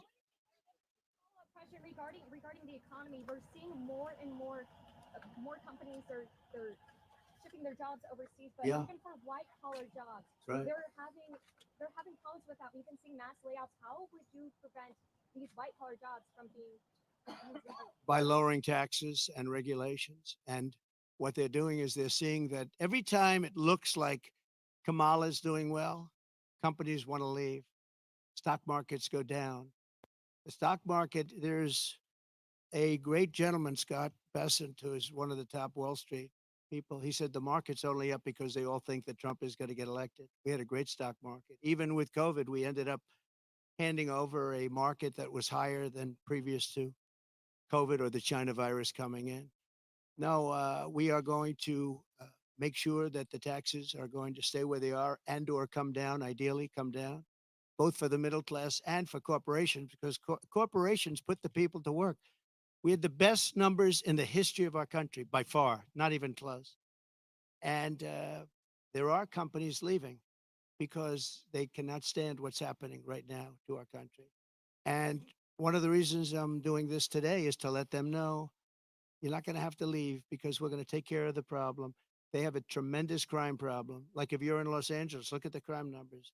And then you have the FBI lying about the numbers, saying the numbers went down. But anybody with common sense know the numbers are through the roof. I didn't know they were as high as they are. But think of it. How good is a person from a government agency that would release the numbers when they saw that I was unfairly targeted by ABC, and you could say by the FBI with false numbers. So I mean, I have great respect. I have to find out who that person is or who that group is, but I have great respect. Go ahead, one more. North Korea, Kim Jong-un, he just toured a uranium facility. The U.S. is saying that Iran is sending ballistic missiles to Russia. How, if reelected, how would you address the situation with our adversaries? I'll be able to make phone calls and solve most of the problems. I may actually have to meet a couple of times. But, you know, Viktor Orban, and you've heard me say this, but it wasn't long ago, he said the only way you're going to solve the world problem is Trump has to be president again. And I don't say it. I didn't say it. I sort of would be embarrassed to say it. But he said everybody was afraid of Trump. He said China was afraid. Russia was afraid. North Korea was afraid. Everybody was afraid. We had no wars. We defeated ISIS in 4 weeks. And they said it was going to take 5 years, right? The generals in Washington. I went there and met a great general and some great people. And I said, go to it. And he took them out in 4 weeks, 100% of the ISIS caliphate. I flew there. I flew to Iraq, to the field, and they took them out in a very short period of time, short order. We have a great military, but, you know, a great military needs a leader. If you don't have leaders, then you end up with Afghanistan, the worst withdrawal from a country in the history. Look, I've gotten to know great people. I went to Arlington at their request, and I stood, and I was with them for hours, and I stood with them. They did a ceremony, and then they asked me if I'd go down to the graves of their children. They called them their children, that they always will be their children. And there were tears all over, as there should be. And they said, sir, could you take pictures with me by the grave of my son, in one case, a daughter? And I said, I'd love to. And I took pictures with them for a while, and then I left, and that was it. And I got home, and I got a call from the people in the campaign. Sir, the Biden people are saying that you did this for publicity. If people knew how hard it was to get there, because I was coming from a location that was very far away, and yet they were having the ceremony, and I really felt, you know, I had them up to Bedminster, most of the family members, and I got to know them. They're great people. Their sons and daughter, just as though Kamala shot them with a pistol in her hand or his hand, they were killed by Biden and Kamala. They were killed. They should have never left from that airfield. They should have left for Bagram. We should have never given up Bagram. Bagram now is controlled by China. The reason we shouldn't have given it up was not because of Afghanistan. The reason we shouldn't have given it up, 1 hour away from where China makes its nuclear weapons, and I wasn't giving it up. We were getting out quickly and effectively. I'm the one that got the numbers down to less than 5,000 soldiers. But I would have never left unless they fulfilled their obligations under an agreement. I had a wonderful agreement, but the agreement said you have to do this, this, this. They didn't do 3 of the first 5 things, so therefore they would have done it. Abdul was the leader, and he wouldn't have done it, and he would have never done that to us. And just in finishing up with that, and I appreciate the question, actually, but in finishing up with that, for 18 months, spoke to Abdul over the phone. For 18 months, not one American soldier was shot or killed. Not one American soldier was even shot at. Abdul understood. Don't do it. I said, don't do it, Abdul. Don't do it. And for 18 months, not one soldier was even shot at. And that's the way it's supposed to be, right? And then they had that horrible situation with the 13 dead, leaving billions of dollars of equipment behind and leaving a lot of Americans behind, a lot of Americans. And you know what else? Leaving a lot of soldiers badly wounded. Nobody ever talks about them, but I do. Let's talk about California. You are claiming that we need to do major changes in this state. If you're president, what's the biggest policy difference for the people of California? And what would the nature of your relationship be with the leaders of California who you're calling scum? How do you get that? Well, I would have a great relationship with them. And what you have to do is start all over again. You cannot have these policies of high taxation. You can't have these policies of politics where you go after your politicians. You have to have an honest voting system because, you know, you don't have an honest voting system. They send out millions and millions of ballots. They go all over the place. Some people get 2, 3, 4, 5. You have a very dishonest system over here. If I ran with an honest vote counter in California, I would win California. But the votes are not counted honestly. It's a very dishonest system that you have in California. And I'd make it business friendly. Right now, it's business unfriendly. Look, Elon Musk is a friend of mine. He endorsed me very powerfully. He endorses me every time he speaks. He really wants to see us win because he knows we can do a great job and turn it around. He left California. I said to him, Elon, did anybody ever call you? It's a big company. He moved to Texas. A lot of people moving to Texas. Great state. Excellent governor, an excellent lieutenant governor. Great people. They love entrepreneurs. They love the people that live there. They want to keep their taxes low. Taxes are way too high here. But I said to Elon, so you have a big company and you're moving it to Texas from California. Did anybody call you like the governor to try and get you to stay? No. Did anybody see you, write a letter, do anything to try and keep you to stay? You have thousands of jobs. He said, nobody ever called. There'd be so many things you could do. This would be the easiest place to turn around if they knew what to do. Look at it. I mean, look at the weather. We're standing out here on the Pacific Ocean in the most beautiful weather. A lot of states don't have weather like this. They don't have Pacific Oceans. So it's many things you could do, but you start with lowering taxes and making it friendly. But think of it, Elon Musk, a great guy, brilliant guy, big company, lots of jobs, leaving. Nobody even calls him to try and get him to stay. I would have been on him.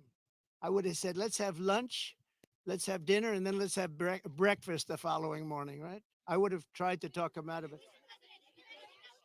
Yeah, go ahead, please.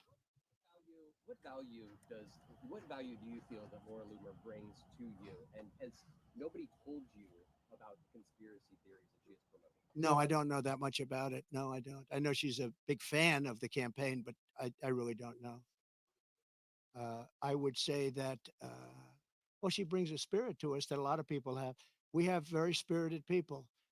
And in all fairness to her, she hates seeing what's happened to the country, I guess. I mean, she hates seeing what's happened to the country. So do I. It's very sad. It's very sad when I have to stand out here on my property and say how bad California is. Did you have another one? President, getting back to some questions that matter to the people of California. There are a lot of folks here who feel like they are forgotten men and women. The state government doesn't seem to care, but you are coordinating with the local mayor. What can you do to help this community either now or when you get elected? Well, we're going to help them. And I told John, the local mayor, but I told John we're going to help him with his slide problem. You know, there are ways of fixing that. We discussed it. He knows better than anybody. And he needs help from the federal government. He needs help from the state government. And it's a very wealthy area. But you also have people living here that are elderly and have fixed incomes and have houses that are going to be, you know, shoved into the Pacific Ocean if something's not done. And he wants it taken care of. He's a great mayor. He wants it taken care of. He wants nothing for himself. He just wants to help these people. And John, I think you said you have about 600 houses on the site that's sliding. And he'd like to be able to save those houses for people that some of which will never be able to have a house again.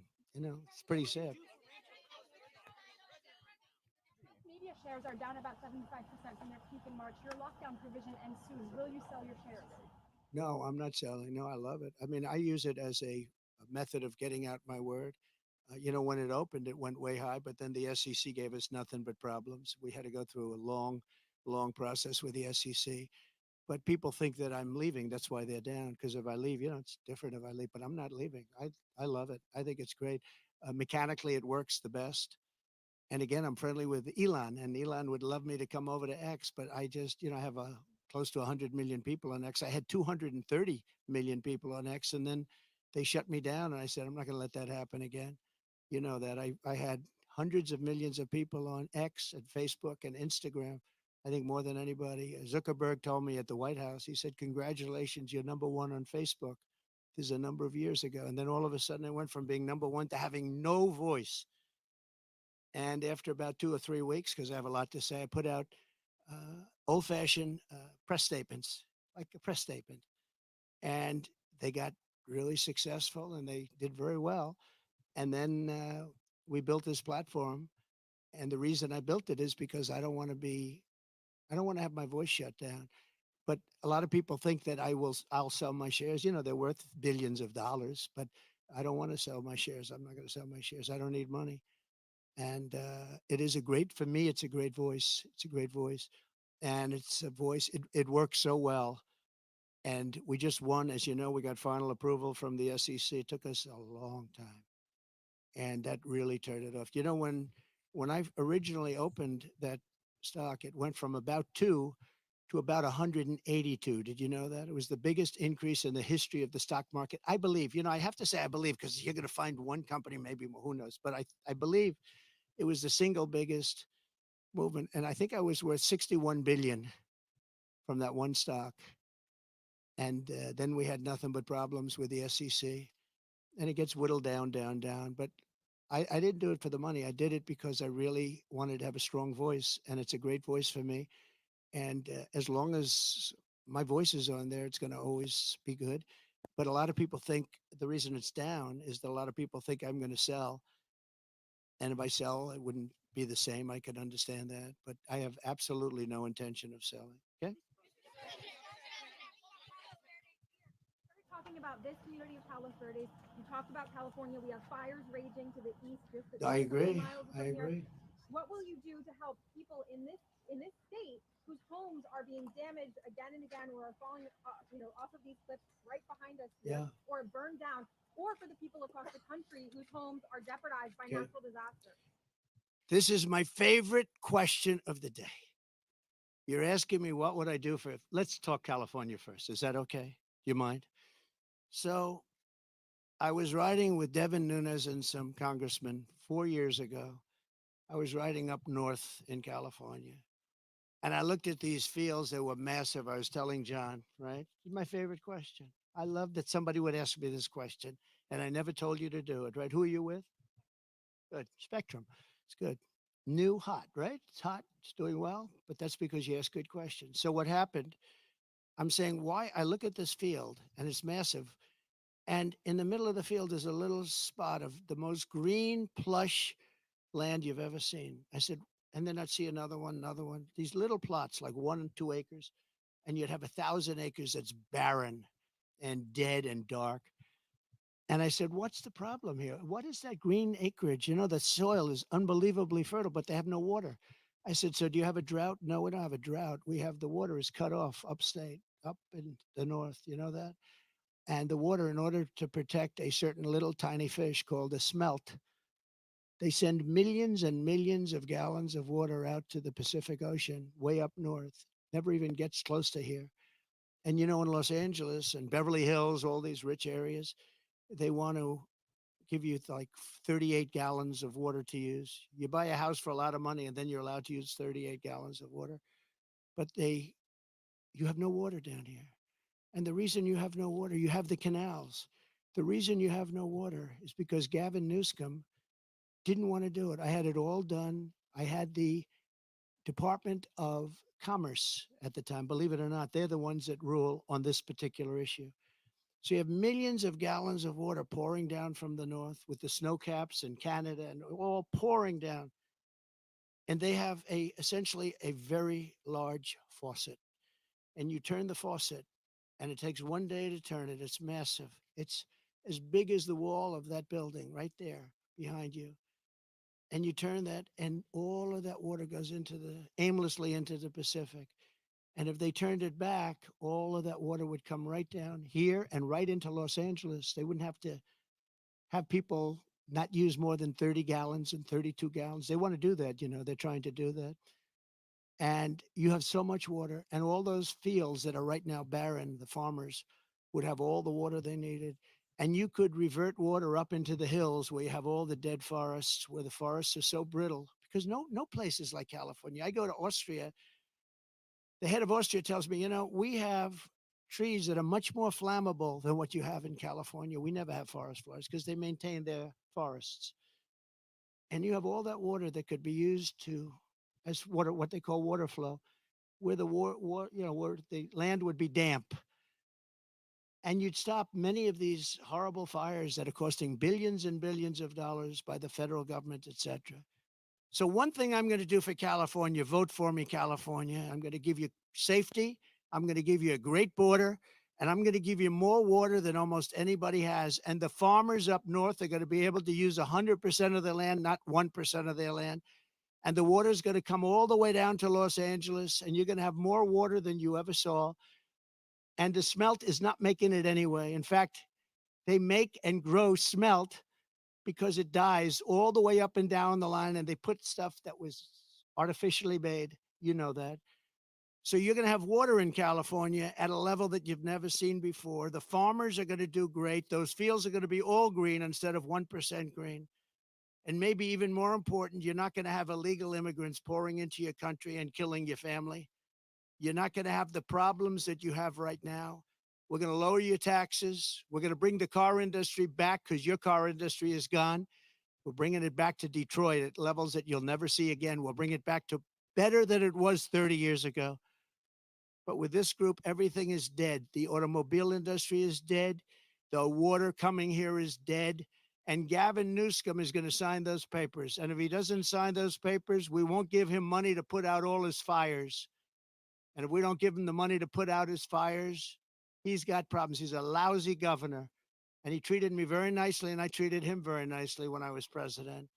But he's done a lousy job. But there's a case. I said, Gavin, will you sign? It took him like a month and a half or 2 months, and then he decided for political reasons. And then we got hit with COVID, and we had to solve another problem. But you're going to have so much money, Mr. Mayor. You're going to have so much money from economic activity and growth. And you're going to have water like you never thought. Now, in your case, maybe you don't want so much water, but we'll bypass your beautiful area. But we have tremendous amounts, millions of gallons of water that's shoved right into the Pacific Ocean where it doesn't make a dent. And all of that water is going to take care of California. And nobody can make a bigger promise than that. You're not going to have to do desalination plants, which a lot of people want to do. Very expensive to do, but it's better than the alternative of no water. So California, vote for Trump, and you're going to have water, and you're going to have growth, and you're going to have prosperity, and all those people that are leaving are going to really come back. Thank you very much. Thank you. Mr. President, this morning, tens of Steve Garvey. Why not? Why have you not endorsed Steve Garvey? Will you endorse Steve Garvey? All right, ladies and gentlemen, what an absolute monster. It's like the dude has so much energy. And thank you for sticking with us. There was a little glitch in the stream. It's like we've been live for almost 4 hours here. President Trump doing the debate this week, doing events right afterward, debate the next morning, like next morning, facing down Kamala Harris. Trump saying that he's not going to debate again, giving a lot of commentary on the fake news, fact checks that were delivered during the debate, and hitting hard, quite frankly. ABC going after Kamala Harris, though, in her home state, on her home territory, and doing so, I think, in an absolutely beautiful manner, because one, it makes Trump look like an environmentalist and talking about like how the ravages of what's happening in California, the people, and to that beautiful state, California, crown jewel in our nation. I mean, it really is one of the most beautiful states that we have, if not the most beautiful state as far as gifted natural beauty.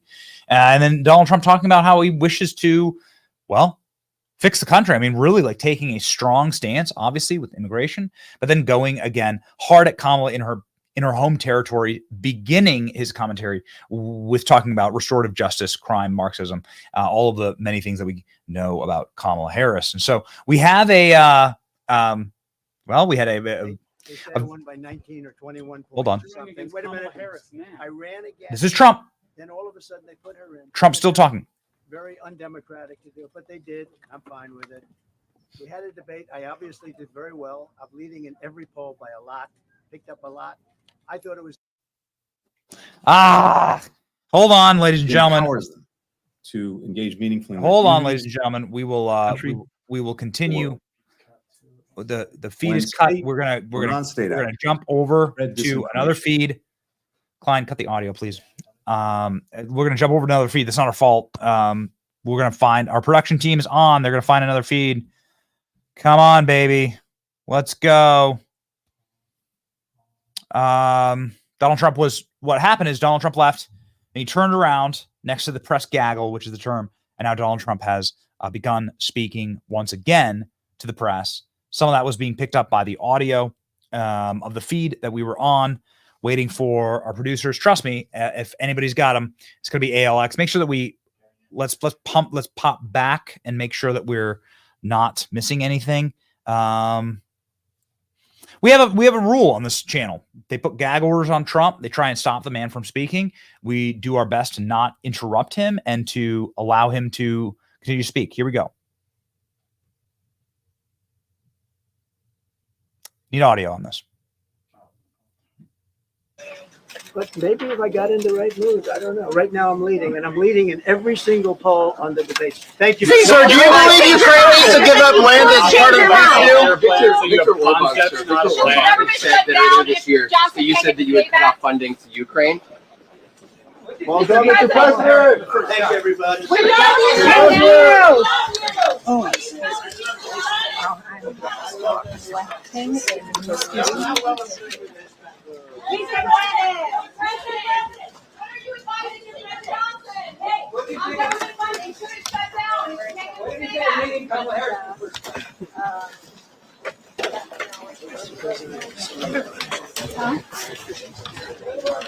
I respect it. I respect the hustle. All right, so President Trump answering those questions there at the very end, and here on the live feed. Not you know what? It's live, man. You know, you just let it rip. It's Trump. So this is, I think, the most important thing that Donald Trump did here. One, he mogged Kamala Harris in her home state of California. If Kamala Harris really has a home state, she's lived all over the place, including Quebec, Canada, which is where she gets that beautiful Southern accent. But going there to California, using the failures of California as the backdrop, is I think genius. But then two, just this is what President Trump was doing in the lead up to the debate. The proof that he can do a press conference and she can't. The proof that he's willing to answer questions for the American people. He's willing to stand out front and take those questions and take those slings and arrows. Some of the questions were very, very fair. Some of the questions were very, very not fair and like completely churning on, conspiracy theorist leftism, and Donald Trump, sort of calling those out and then redirecting. I love the tactic. The final thing I'll say, I love the tactic. What are you talking? That's not what I'm talking about here. I'm here to talk about, this is what Republicans need to do. I'm not here to talk. I'm here to talk about what I'm here to talk about. My name's Trump. I'm going to talk about what I'm going to talk about today. I'm going to talk about the failures and the chaos and the disaster and the human carnage of Kamala Harris's policies. Good. That's what's called being on message. I love it. Stay locked in, baby. Stay locked in. So, ladies and gentlemen, massive shout out to our team who've been just rolling this week. We've been up and down live now today for close to 4 hours, but ready to deliver. Right? We're not. This is Team Never Quit, Team Never Sleep, and we're here for you. We want to say thank you to our 1,000 members here on YouTube. We just want to say thank you to those who are supporting our channel and those who are here to ride out this exciting wave for us in this moment. It is going to be very, very interesting. I think it's going to get far more interesting. And as Democrats get more desperate, I think you're going to see some really crazy stuff. So stay locked in. Just a reminder, Just a reminder, not trying to pat ourselves on the back too much, but we were live within 20 minutes of Joe Biden dropping out. We were live within 30 minutes of Donald Trump getting shot. We are going to be here for you, and we are locked in. We are ready to go. You're not going to miss anything on this program. Please subscribe. Please subscribe. And make sure also, here are two other, I mean, why not? We need to be doing promo for this. Here are two other channels. ALX, give me a screenshot. Here are two other channels that we're going to be starting, that have to, that where we're going to break out. We have too much content, so we're just going to break out our content into verticals, and we're going to do man on the street, and then long form, in-person interviews. And we're very excited about that. As our Benny Bruce channel, and our Benny on the Block channel. You go ahead and give them a follow. We are scaling up the production for these channels right now, but it's going to be really exciting. We've done some of the work. We've done a lot of the work already. We've just built the teams internally, and now we're going to be launching. So we have our Benny on the Block channel and our Benny Bruce channel. You can find them ALX. You can find them on the main page here for our channel, and this is going to be something that we really want to do our best to make. Our limiting principle here is our own energy, and it is unmatched because we got kids, we got a stake in this country, and we're going to fight to save it. So the limiting principle is our own energy to create and make content, and that, ladies and gentlemen, keep praying for us, because we are not going to quit. We're not going to quit. It's going to be an exciting it's going to be an exciting ride. So get ready, launching new channels and getting ready to do a big build here, and it's going to be well, we're just very, very thankful for you. The way that we show that is obviously in showing you the thing that keeps us the most grounded, and speaking the thing that keeps us the most grounded every single day, which is our faith, and our faith in God, our faith in our Lord and Savior Jesus Christ. Power in the name Jesus Christ, from Romans. What then shall we say to these things? If God is for us, who can possibly be against us? Yeah, that's like kind of the verse of the week here, right? So we're going to see wild stuff. I think we have not even begun to scratch the surface of what we're going to see in 2024. They're going to really ramp and ratchet stuff up. This is why Kamala Harris is begging and screaming for another debate. Trump apparently is not going to give it to him. We'll see if it's a negotiating tactic or not. And then what happens next? Ooh, baby. It's going to be very, very interesting. It's going to be interesting. So stay locked in. We will be there for you. Show up for us, and we're in a movement together, and we're going to win. A really cool ad that was dropped in our 4-hour live today by Nicole Shanahan. She was a running mate, RFK, and she dropped an ad about finding MAGA. This is very interesting, about a very neat and sharp way to end the week, with a little bit of creativity here and a little pep in our step. Have a wonderful weekend in this, the greatest country on earth. God bless you. Across the Atlantic in the North American country of the United States lies a fascinating and often misunderstood collective.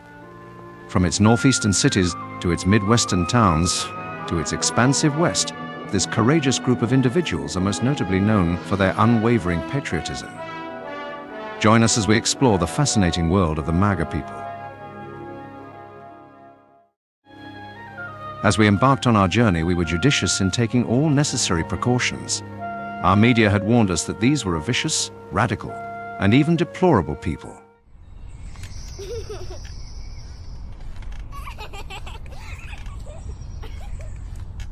Contrary to what we had been told, we found the MAGA people to be warm, loving, and even rather cheeky at times.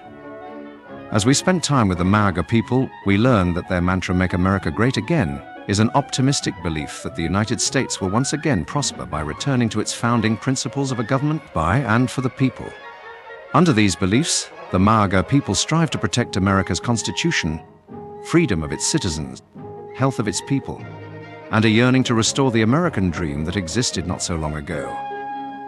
Notice their rather wholesome, familial demeanor. They often talk about their love of family, the importance of truth, and a desire for basic human rights. As they strive to uphold the peace and harmony throughout their communities, the MAGA people are insistent on protecting their borders. However, they are not inherently confrontational, as they advocate for ending the wars and military presence abroad. Further observations reveal that MAGA people come from all walks of life, including farmers and ranchers, family-owned businesses, entrepreneurs, health advocates, blue-collar workers, and military servicemen. And just recently, the MAGA people joined forces with another group, the Maha people. Together, the MAGA and Maha have started a movement to make America healthy again. As we departed back to our native land, we couldn't help but reflect on all that the MAGA people had taught us. Once perceived as a dangerous and barbaric group, we found ourselves feeling enlightened by the MAGA's moral, ethical, and honest ways of life. One could only hope that a similar movement would eventually emerge for us. Every time I took a trip with my lover, I paid him in cash. Where the hell did you get the cash, you know? Your Honor, I object! And why is that? Because it's devastating to my case! Overruled. Good call! The biggest ships in the sea, all owned by the oldest kings. And their dying legacy, media dillweeds. Soon will the penny show come to mind. The salt from lives for fun. Leave the gold and bring the gun. We sail for #1.